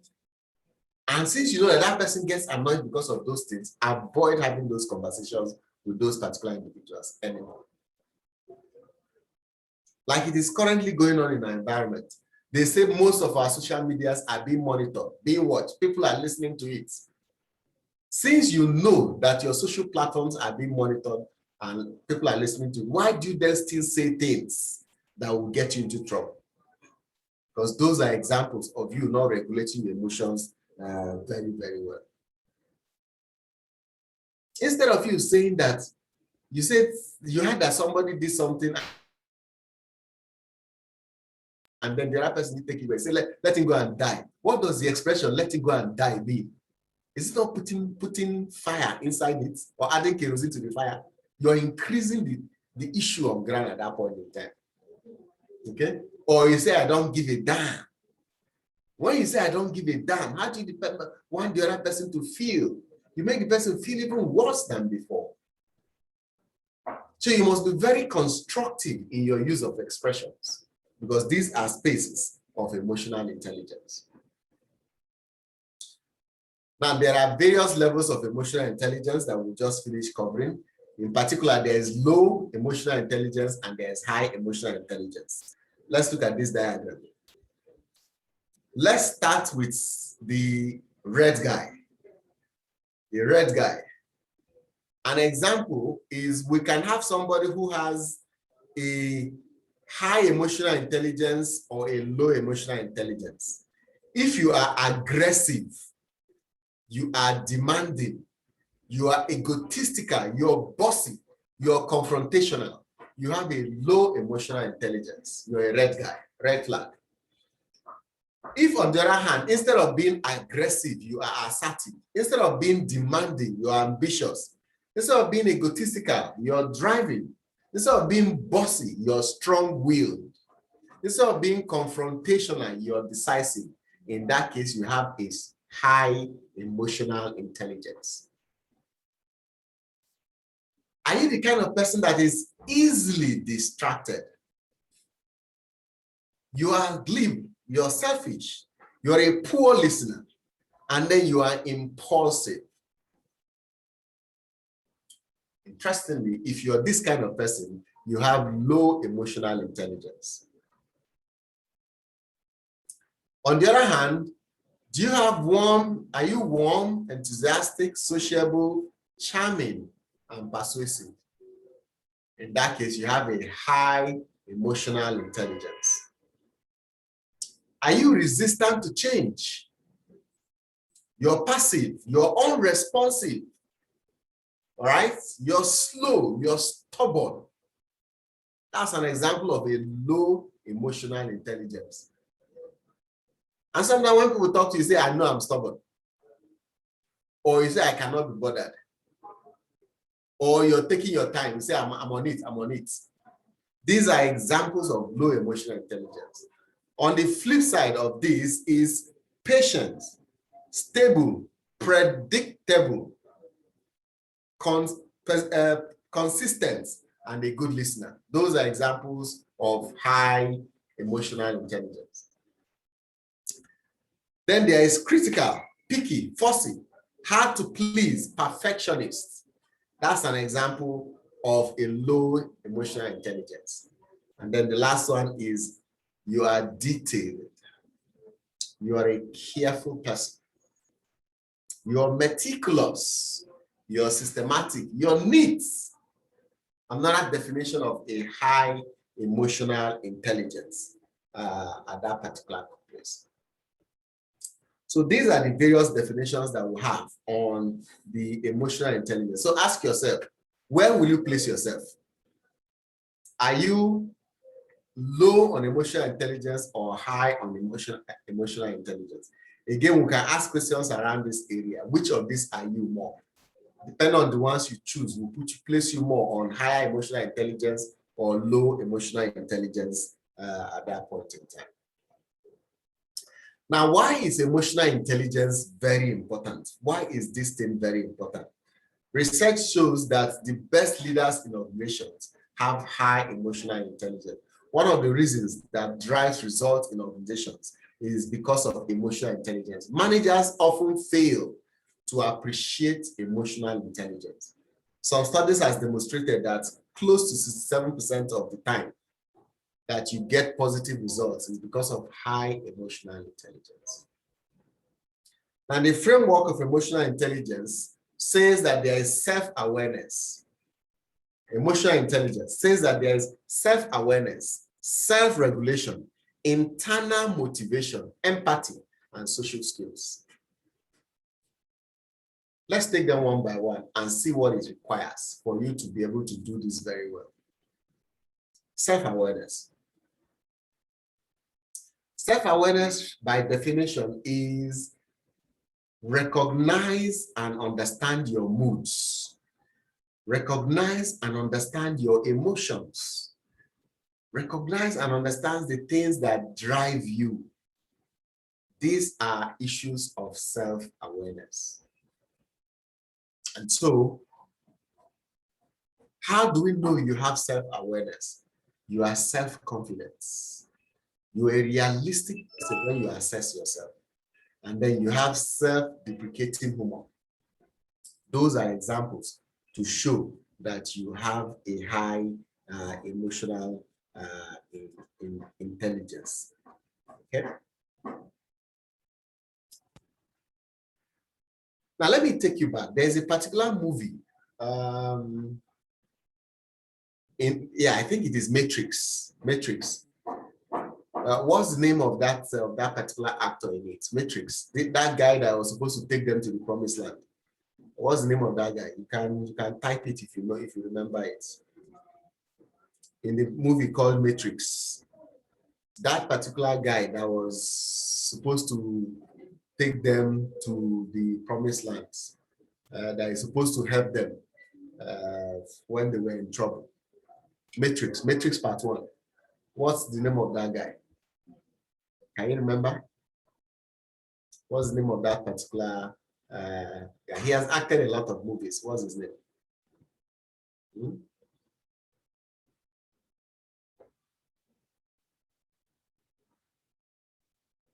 You don't know his name? Okay, Google it up. Google up the. Sorry, sir, what are you talking about? I'm talking about Matrix. In Matrix Part 1, the person that is supposed to take them to the promised land. There is one person there. What's the person's name? Hmm? So Google it up, find out who that actor is that is supposed to take them to the promised land. In most of his movies, he's always a celebrated individual, very controversial individual. Okay, so in that particular movie, he went to see the oracle. And the oracle was supposed to tell him whether he is the one or he's not the one that will help them to get to the promised land at that point in time. And the oracle told him that no, he's not the one. That he has the gift, but it's like he's waiting for something to happen. And he was laughing. He told the oracle that they almost convinced me that I'm the one. Can you imagine the way those people were behaving? They were so sure that I'm the one. They almost convinced me, sir. Mr. Joy, John Wick. Okay, exactly. John Wick, yes. In that movie, he's called Neo. Well, John Wick is the name of the movie that he acted. Another movie entirely that he acted. He has a name. So find his name. So in the oracle told him that he should look at the top of the door, that there's something written in Latin. In Latin, it is written, know thyself. Know thyself. It means that you cannot achieve anything worthy in life if you do not know who you are. And this is where self-awareness comes. What goal will you be pursuing for yourself if you do not know your capacity to achieve goals? You cannot be focused on any goal, on anything, if you do not know yourself. Who are you? What are you after? What result are you pursuing in life? You can't be a great leader if you do not lead yourself, if you don't know who you are. Because self-awareness breeds self-confidence. When you walk up to someone and say, I know I can do it. Imagine you go for an interview and you say, I want this job. I say, why do you want this job? You say, I just know I want the job. Who gives you, who will give you an employment by saying that? You must demonstrate and speak to them why you are the right person. Say, what do you have? What do you know that the other people don't know? You know, say, I just know I can do the job. Just give it to me. Clearly, you'll not get that particular job. Thanks, Gloria. Kenny Reeves. So the oracle told him that, look, you don't have to wait for people to tell you you're the one or you're not the one. When you're ready and you have self-belief, you know yourself, you know that you're the one or you're not the one. So that's an example in emotional intelligence. You need to demonstrate that you know yourself. The second one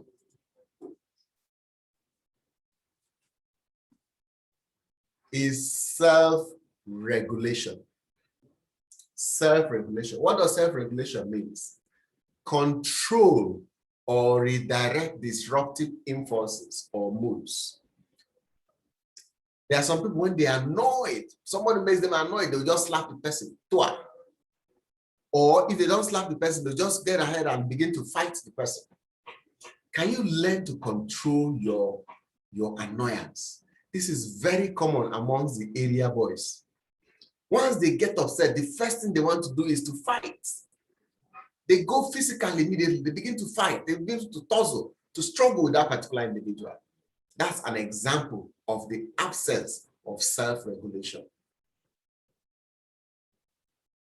Some people also like that, especially in relationships.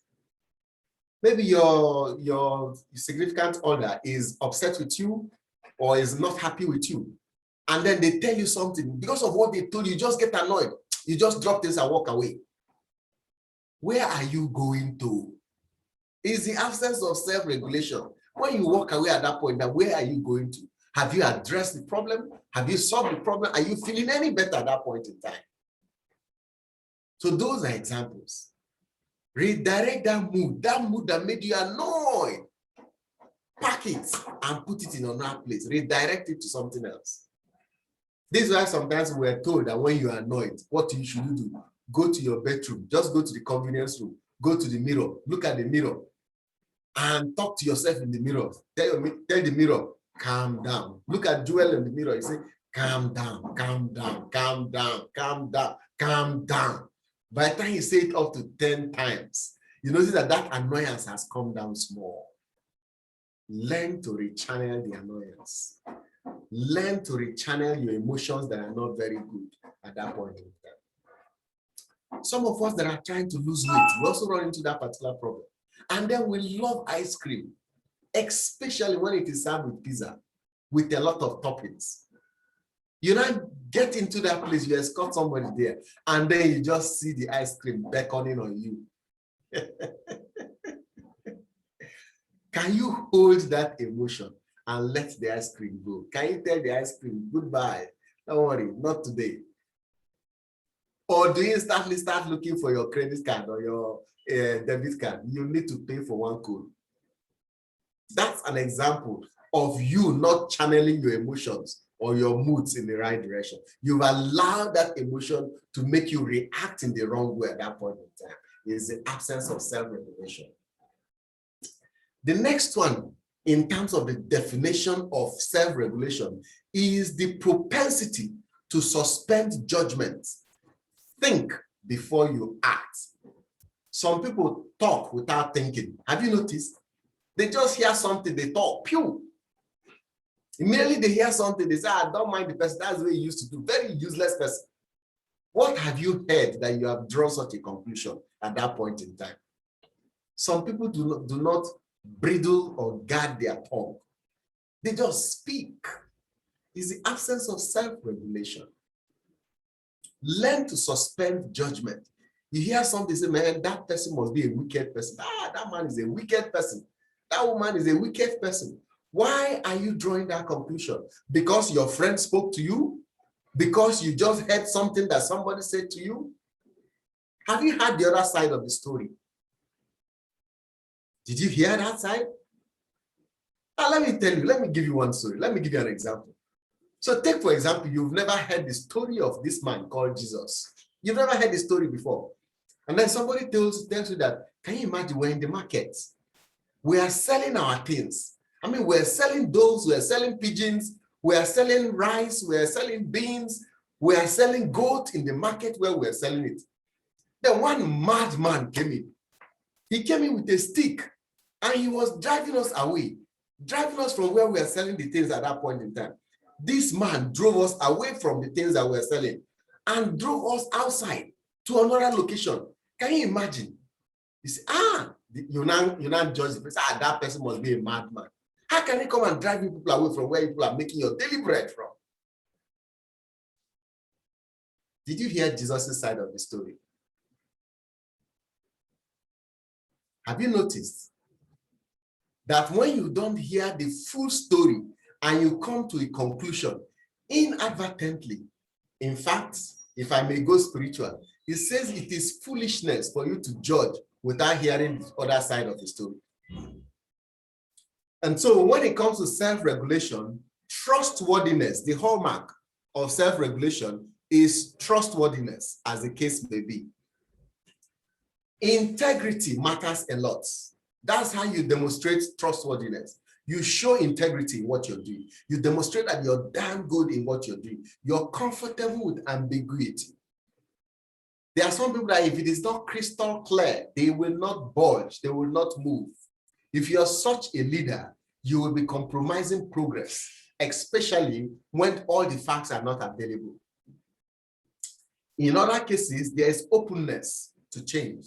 Are you open to change? Are you the kind of person that is open to change? You're willing to listen to new directions, new perspectives, and stuff like that?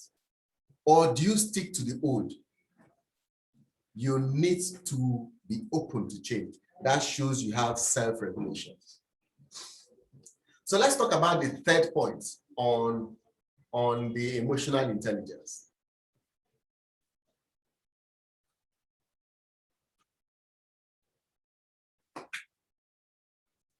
So the third one is passion to work for reasons other than money or status alone.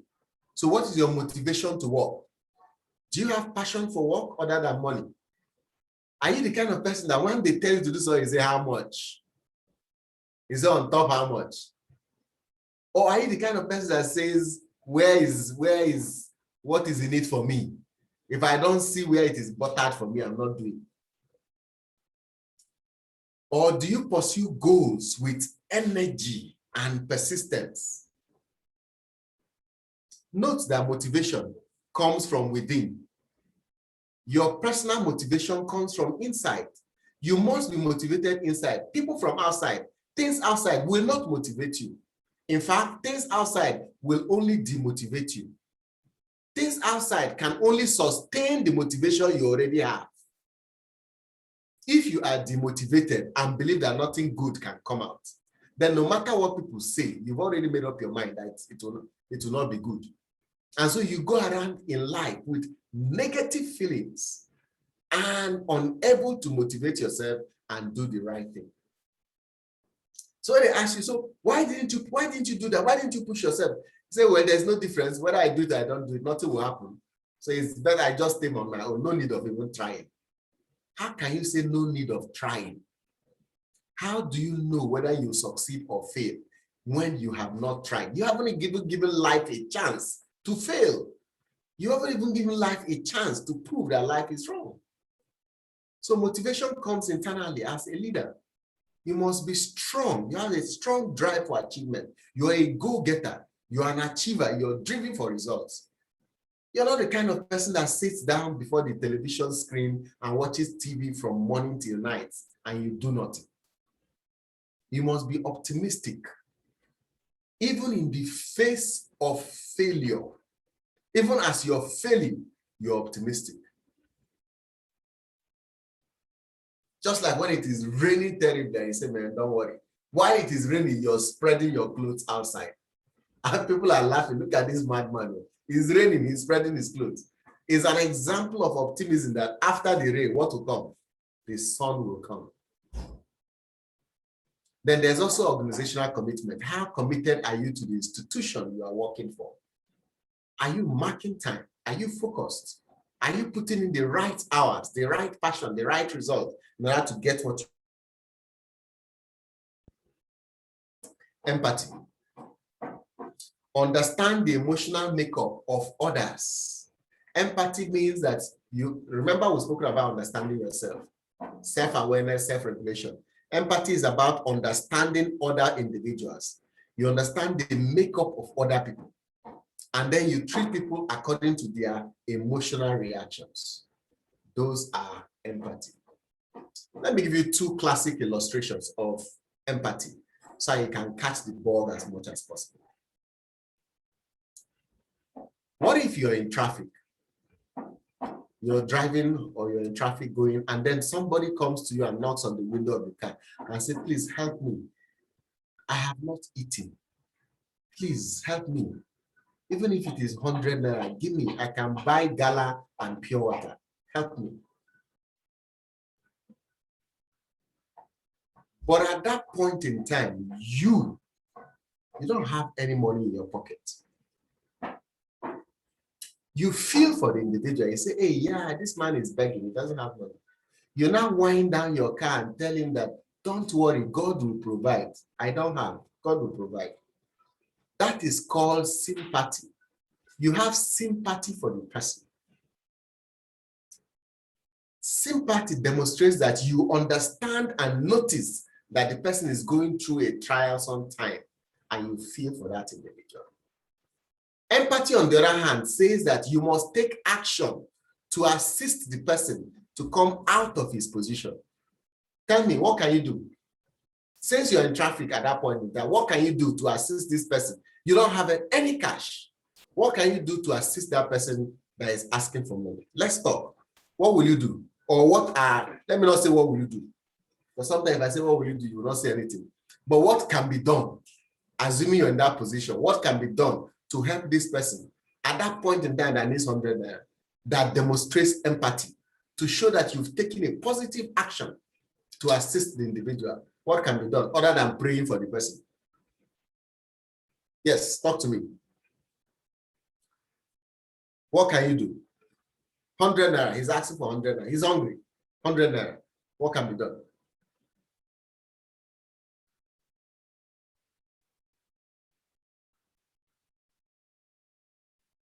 Yes, yes. Send your responses. Tammy, Ruth, Gloria, Jasmine, Jane, Kabir. Oh, Kelvin has joined us. Kelvin, what can we do?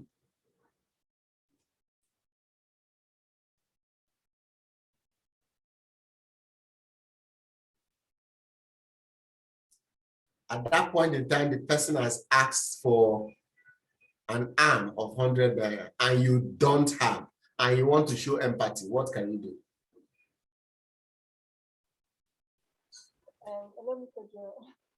You need to speak up a little louder. Okay, can you hear me now? Yes, better. Okay, so if I get your question correctly, somebody approaches me to ask me for something, 100 naira to buy pure water or gala. And also me, that the person is asking, I have nothing to for me. That 100 naira I do not have to give the person. What can I do other than praying for the person positively? But yeah, I know this is hard. So in my own opinion, I think the next thing is to help the person ask another person for the 100 naira, since I don't have. So help that person to ask another person and beg the person seriously to help. Or if I see where they are selling something close, I can actually beg and perhaps assure them that if I'm passing again, I will give them the money, depending on integrity or the person's trust. So Thank you. Thank you very much. Kabir, Kevin, your hand was up earlier. Yes, career here. So somebody asks for 100 naira and I don't have it. What will I do? I'll smile to him. I'll throw a yummy smile at him and say, it's funny here. No, I'll throw a funny smile and say, oh, so sorry, I don't have it. Because at that point, the only word I can give to warm him up is that smile. Nothing. You need to do something. Okay, thank you. Mommy smile. Nice one. Okay, thanks. Interestingly, you need to take further action for the individual to see that actually this person feels my pain. Because all of them, all the people who ask for arms, when we tell them that we don't have, in their mind, they say, ah, this person doesn't want to give me. Is that not the conclusion? That this person doesn't want to give me. Or they will not look at you, ah, you're driving car. Come on, 100 naira, you cannot give. The suggestion given in terms of being able to perhaps talk to another individual, if you're in a public transport, you can talk to another person beside you. Perhaps your own emotions in the way you ask for it may drive the person beside you to raise 50 naira. And besides, you can even instantly raise a what is it called, a donation. You can instantly run a campaign inside the bus where you are. Say, guys, please, this man outside needs money. He's dying of hunger. He just needs 100 naira. Please, can we raise 50 naira? Who can raise? Let's see if we can raise 500 naira for you. You'll be amazed what movement you can start inside that your boss at that point. Imagine if you finish and then you get 200 naira and then you call the man, please come and take, and you give him 200 naira. Tell me, how will the man feel? That's the power of empathy. Empathy is asking, what actions did you take to get the person out of his problems?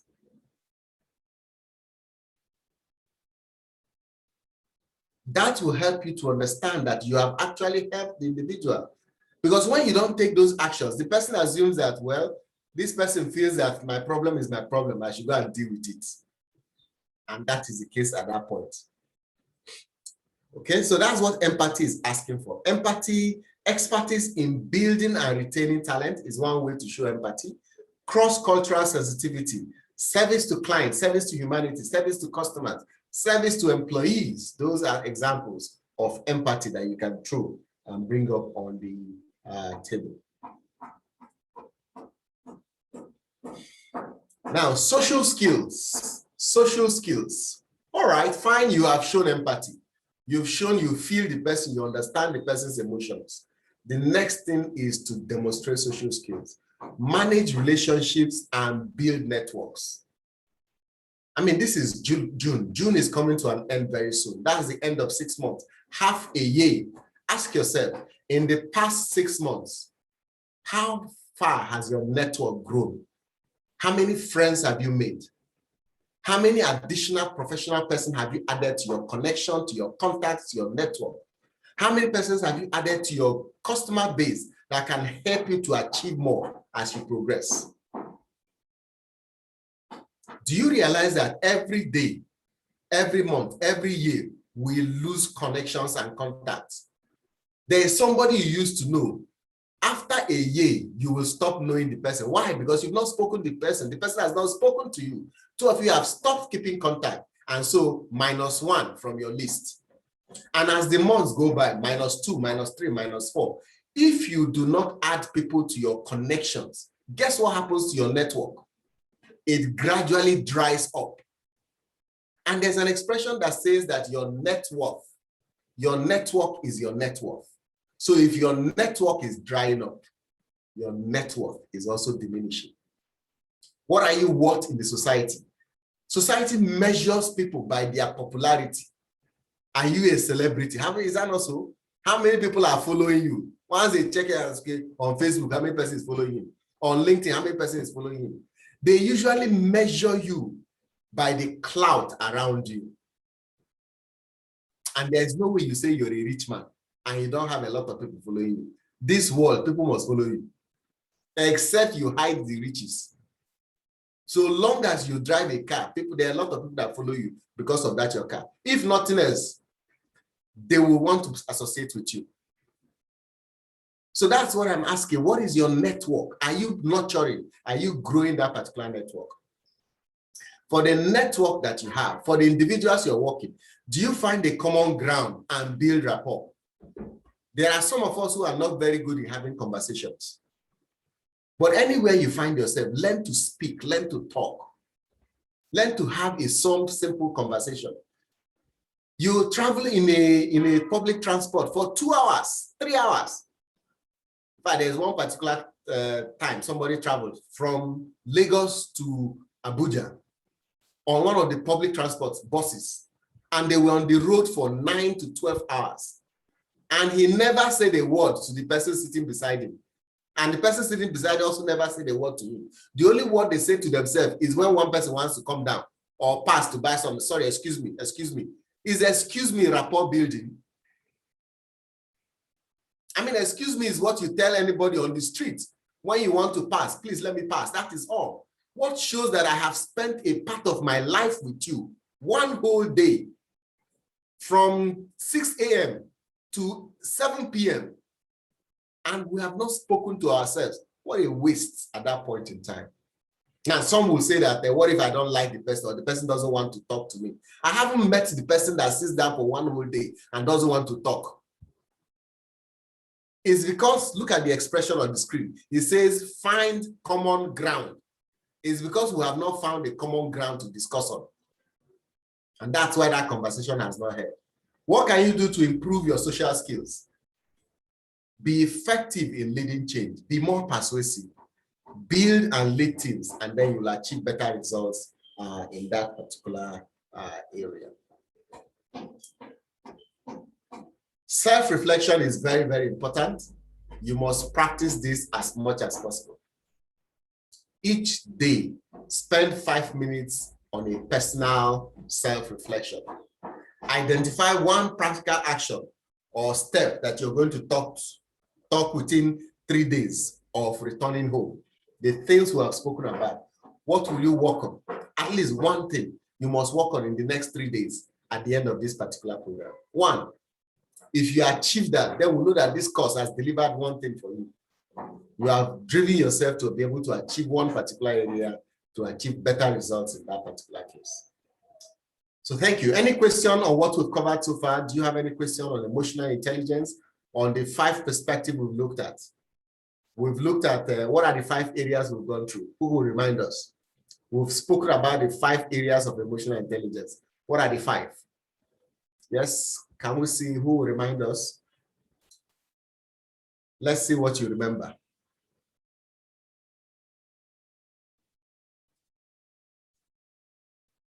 What are the 5 areas we just covered on emotional intelligence?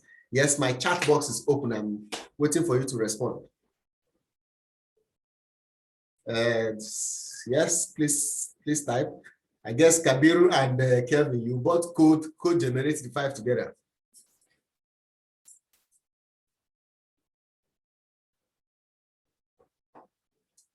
So what are the 5 we looked at?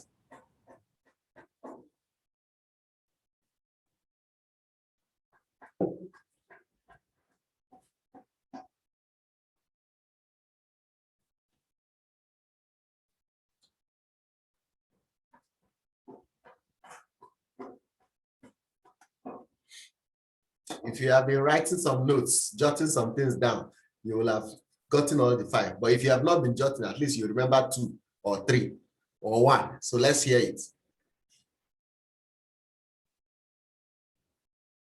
We mentioned 5 areas of emotional intelligence.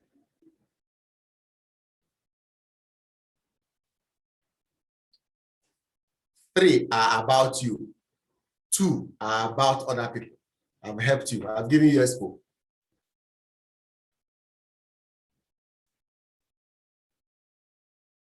Yes, Ruth has kicked it out. The very first one is self-awareness. Beautiful. Social awareness. All right, so that will be the 4th one. Social awareness is the 4th one. So we have number 1 and number 4. What is number 2, number 3, and number 5?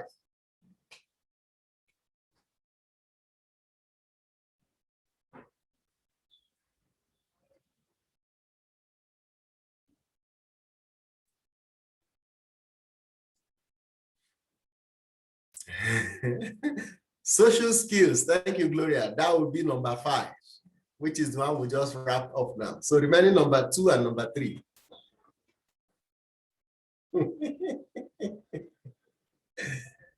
Okay, so empathy is still part of social skills. It's part of social awareness. Sorry. Right? Empathy is part of social awareness.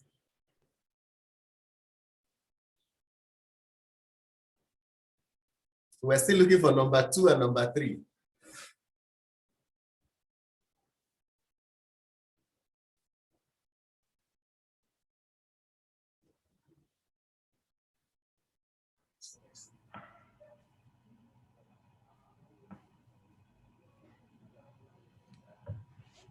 Hello, self-management. Yes, self-management. Thank you very much. That's number 2. Thank you very much. So what's number 3? Number 3 is just one word.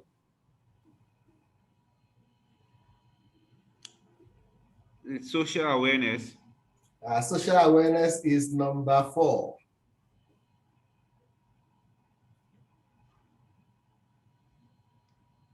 About social skills. Social skills is number 5. Wow. Okay, now we are guessing. Self-regulation is number 2.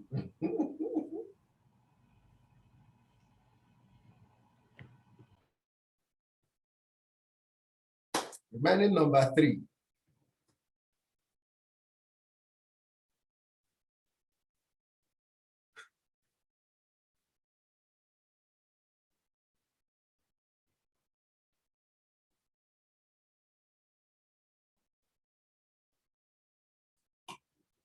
Yes.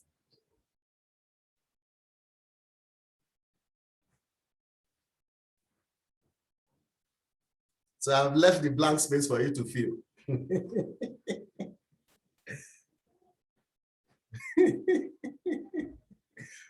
All right, so let's progress. When you find it, you draw me back, bring me back. Yes, motivation. Okay, beautiful. So we have all five now. Okay, so we have all five. Motivation. Thank you. So, summary of what we said on emotional intelligence is that emotional intelligence primarily has four parts. It has four parts primarily, which is self-awareness, self-management, social awareness, and social skills or social management. However, it is also said that in between self-regulation and social awareness is motivation.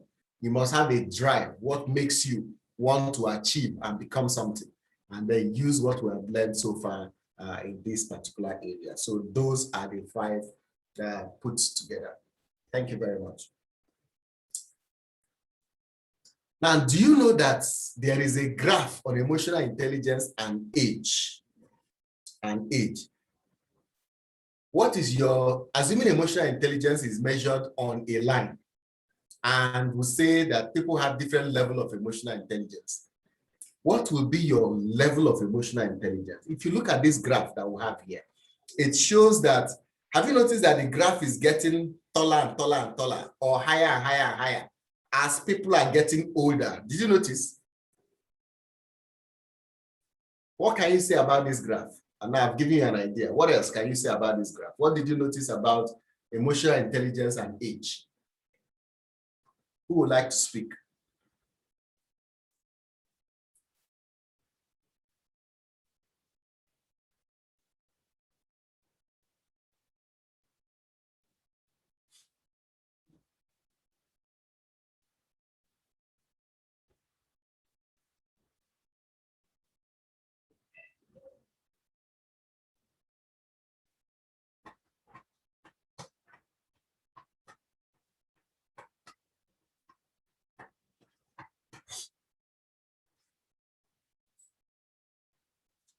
If you check very well in the graph, you notice that as we get older, our emotional intelligence increases.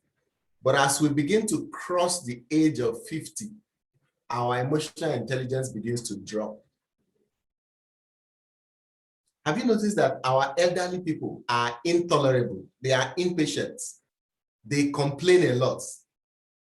Yes, they are beginning to lose their emotional intelligence. So the older they get, outside the working age, as it were, people become very, very aggressive. They become aggressive, they become finicky, they complain a lot, and all those things. All right? They pick on everything, as it were. So their emotional intelligence begins to drop at that point in time. Have you also noticed that the younger ones, especially teenagers, have a very low emotional intelligence? Why? Because it is an age of entitlement, where they feel that they are entitled to things. They get moody, they get upset when they don't get things. And this is why some teenagers are very destructive. Have you noticed? In the news in Nigeria, even in globally, you hear that one teenager committed suicide, one teenager killed this person, one teenager stabbed this person. They are all expressions of they are not getting what they wanted, and so they are reacting and showing it. Is the absence of number one and number two on emotional intelligence. Number one and number two. Remember what number one and number two says? Self-awareness and what? Self-regulation. They are not able to control themselves. So they have that particular issue at a lower level at that point. Now, you can get old and arrive at 40, arrive at 50, and still have low emotional intelligence because you did not develop yourself.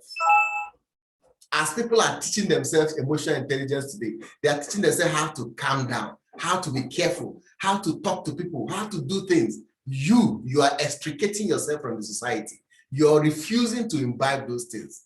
Guess what happens? As people grow in their emotional intelligence, you do not grow.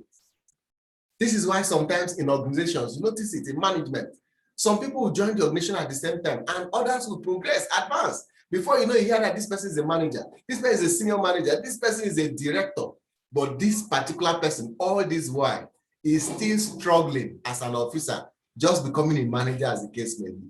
Because the person's growth and maturity was slow at that point in time.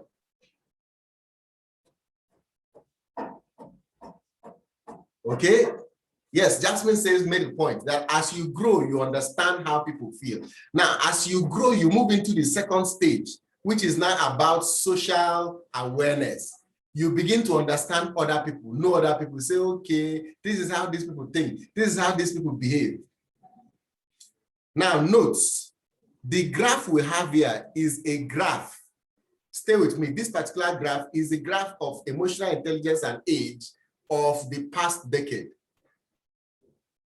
But the millennials, the Generation Y and the Generation Z of today are beginning to challenge us. They have a higher level of emotional intelligence than the previous youths of the past. Why? Because they are socially exposed. They are always watching TV. They are on social media. All those things are exposing them. So they are more tolerable. They are more careful. They are more understanding of things that are going on than the elder generations that are coming behind, that left behind them at that point in time. And so, like we said earlier, if I can just put some text here, the text here is just the graph I drew, all right? It's the same graph I drew on emotional intelligence, all right? So like we said, the score increases from this particular level to this level and then begins to drop at this point in time. So that's how the emotional intelligence and age is at that point. Now, what should leaders do in order for them to get results? All right, what should leaders do to get results? Very simple. A leader should improve his emotional intelligence. Improve your emotional intelligence, you will improve the results that you're getting within your organization. And then you'll be much more results-oriented and deliver the kind of success you need in order to achieve results. Talent wins games, but teamwork and intelligence wins championship. And that's what Michael Jordan says. That you may be talented as an individual, you may win the game, but when it comes to winning the championship, you need to act like a true leader before that will happen for you. Okay, so we are gradually coming to the last section of our conversation. So this is the last topic we're taking today, EQ and leadership. EQ and leadership. I'm going to show you 3 persons, and I need your comments about their personality and their emotional intelligence. I'll take them one by one. Do you know this person?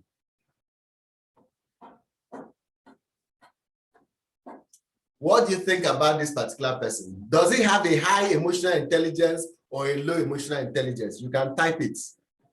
Would you say this person has high EQ or low EQ? What would you say?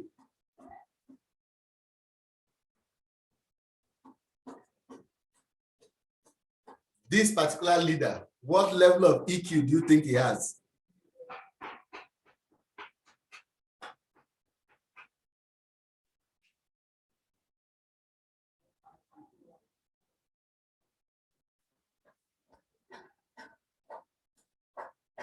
Yes, yes, yes.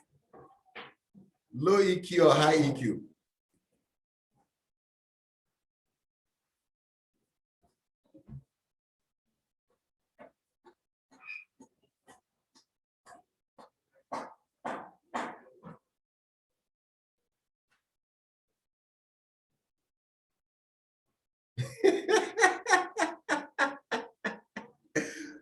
Okay, Jasmine says middle EQ. Okay. Okay, Ruth says low EQ. That's fine. That's fine. All right, fine, fine. Okay, please. When you comment, just put the person's name. Say Trump, so I will know who you're talking about. Okay, so let me show you the second person. Let me show you the second person, right? So where we agree that this particular individual here on our screen has a middle to low emotional intelligence. What will you say about this particular person?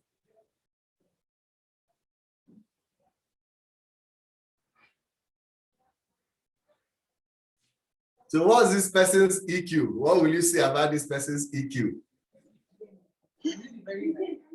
Very high IQ or EQ.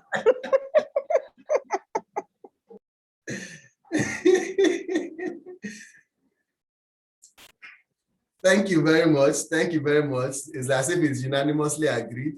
In fact, can you see the way he's waving his hand? Compare the way he's waving his hand with this person's attitude.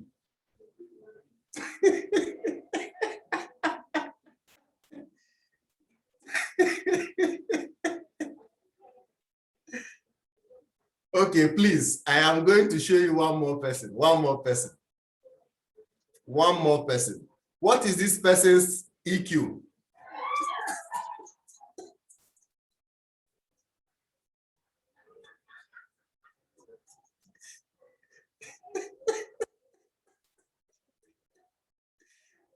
No EQ. He does not have EQ.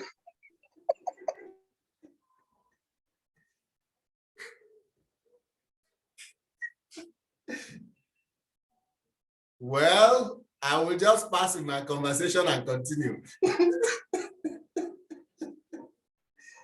So the emotional competencies that are required, I think we've covered it so far in we've covered it in our conversation. Okay, Jasmine says that military people are generally trained not to have very high EQ. Okay, I think that is debatable, but it's fine. So in our conversation, we said that emotional intelligence has various perspectives. There's the self-awareness and the self-management. In self-awareness, you must have self-confidence, emotional self-awareness of yourself by accurately doing a self-assessment. Then in self-management, you must have self-control, transparency or adaptability, achievement or initiative. You must be optimistic. In social awareness, you must have empathy, organizational awareness, and service-oriented in your personality. Then in managing relationship, or what we call social skills, you must be influential. You must be an inspirational leader or have the capacity for developing others. You must believe and drive teamwork and collaboration and do very well at conflict management as much as possible. And then also be a change catalyst to be able to address concerns and various issues that you have from other areas. So what have we said so far? We have said that self-awareness is very powerful when you know yourself. With self-awareness, people have 50-50 chance of demonstrating self-management. Now, without self-awareness, you have virtually no chance, only 4%. 4% of managing yourself because you do not have self-awareness. So with self-awareness, person have 38% chance of having social awareness. But without it, you have 80% chance of lacking social awareness. You will lack social awareness. It's 3% of the time. Okay? Now, how do you bring all of them together? How do you put all these competencies together so you can make good use of it as much as possible? Some competencies are easier to develop. You will agree with me, is that not so? For example, social skills than others, like social self-awareness. It is not easy to know yourself. In fact, it is said that the only person that knows you very well is your mom. And some of us have left our mom a long time ago. That means nobody is telling us who we are. We don't know ourselves as much as possible. Okay? Now, some competencies are also more important than other competencies, depending on the leadership level you are and the leadership job you're doing. Certain combinations of competencies may contribute to outstanding performance more than other competencies will contribute. One competence may compensate for another, true, right? But you do not need to master every competence.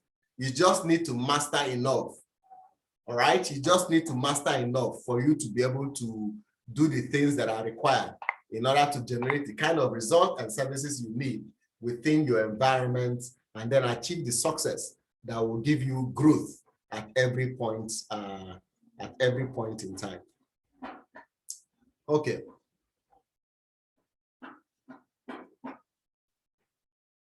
So let's wrap up with this. So when you are socially aware, when you are self-aware, sorry, it increases your social awareness. Since you know yourself, you're more careful with the way you interact with others. Also, since you're self-aware, it increases your self-management. Now, your ability to self-manage yourself and your ability to have a social awareness, both of them add for you to be able to manage relationship better and then achieve results as much as possible. If you do a emotional intelligence assessment, we'll do that another day. We're out of time for today. If you do an emotional intelligence assessment, you are going to rate yourself across some points. Most probably will send you the assessment later. And then you plot a graph of yourself. Somebody who is emotionally balanced, will have the tendency to be able to have 50-50 on all sides. Social awareness, 10. Social management or social relationship management. Relationship management, self-awareness, social awareness, and self-management. He's going to have 10 in every place. And then he's a perfect individual, as the case may be. He's able to manage issues and manage it well. If we do this assessment, you get a graph that looks like this, that demonstrates who you are very well. And then if you do a 360 degrees emotional intelligence for leaders, all right? So the manager will assess himself. The employee will assess himself. His manager will assess him. His subordinates will assess him. His direct reports will assess him. We will find his average.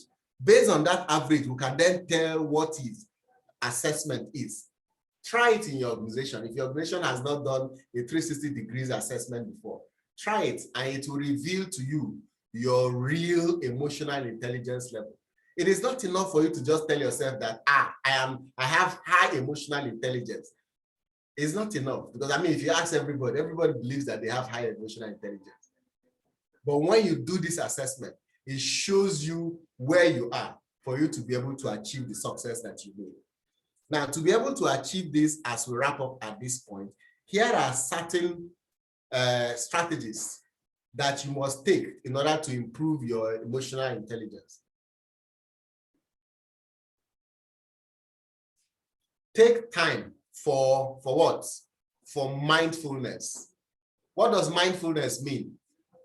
You sit down and think, you meditate, you think about yourself, you think about life, you think about things that are going on, you think about how people have behaved, and you now form an opinion based on some of those particular things. People who are deep thinkers have high emotional intelligence. People who don't think at all, they just go according to them by the fly of their pant or something like that. They go with the flow. You've had that before? Someone say, I just go with the flow. Those individuals, their emotional intelligence is very low. Then recognize and name your emotions. Have a name for your emotions. For example, when a child is saying, what do we call it? Tantrum. We call it tantrum. When you are always complaining, everything you complain, people say you are nagging. So identify your various emotions and then give it names. You notice that some emotions have very good names, like he's always smiling, he's always happy. He's always chit-chatting, he's always talking. But talkative is not a good one, no. Then understand the causes of the way you feel. Why do you feel the way you feel? Find out why. And that information will help you. Then differentiate between your emotions and the need to take action. Differentiate between your emotion and the need to take action. In differentiating between your emotion and the need to take action, add two subcomponents to it. One, promoting action in response to sadness or depression. Two, inhibiting action in response to anger or hostility. Let me take it again. When you're trying to differentiate between emotions and the need for you to take action, there are two things you should focus on. The first one is you promote action, that is, drive action, take action in response to your feeling, to your emotions of sadness and depression. Never stay in a state of depression or sadness for long. It will affect your mood, your personality for the rest of the day, for the rest of the week, and if you stay long on it, for the rest of the month. So avoid a state of sadness and depression. Take action to remove yourself from sadness and depression. This is why some people try to make themselves happy. Some people watch comedy shows, some visit friends, some go to eateries to go and eat and spoil themselves, but be careful because that action also costs you money and may make you get add some unnecessary weight. But the important thing is take action to get yourself out of a sad state. Come out in public. If you're sad, stop sitting down in your room, in your house. Come out, take a walk, see life, see everything that is happening around you. The sadness will reduce, the depression will reduce, and you become stronger for you to do other things. The second thing you can do in order to differentiate between emotion and the need to take action is for you to inhibit the action to respond to anger or hostility. Inhibit the action of anger. You know, when anger comes to people, they want to act. What are some things people do when they are angry? As soon as somebody sent you an email that you're upset about, what do? You type again and click send. Oh. Or someone sends you a WhatsApp message and you're very annoyed, you respond immediately. Oh, you send to the person. Or worse, and this happens a lot. What do? You just block the person. Sure, you remove it from your contact list. Those are actions that are driven out of anger and hostility. Inhibit them until you have thought it through very well. You have considered your options very well. Then you take an informed decision. Further actions that you can take, number 5, prevent depression through learned optimism. Prevent depression by learning to be optimistic. Manage anger through learned behavior or distraction techniques. If anger comes, distract your anger. Find a way, feed the anger with something else, so that the anger will just forget and leave you and go another place. You say, this person said is not ready for my anger. All right? Listen for the lessons of your feelings. Learn how the consequence of your previous behavior in the past. And from that lesson, adapt and adopt yourself very well.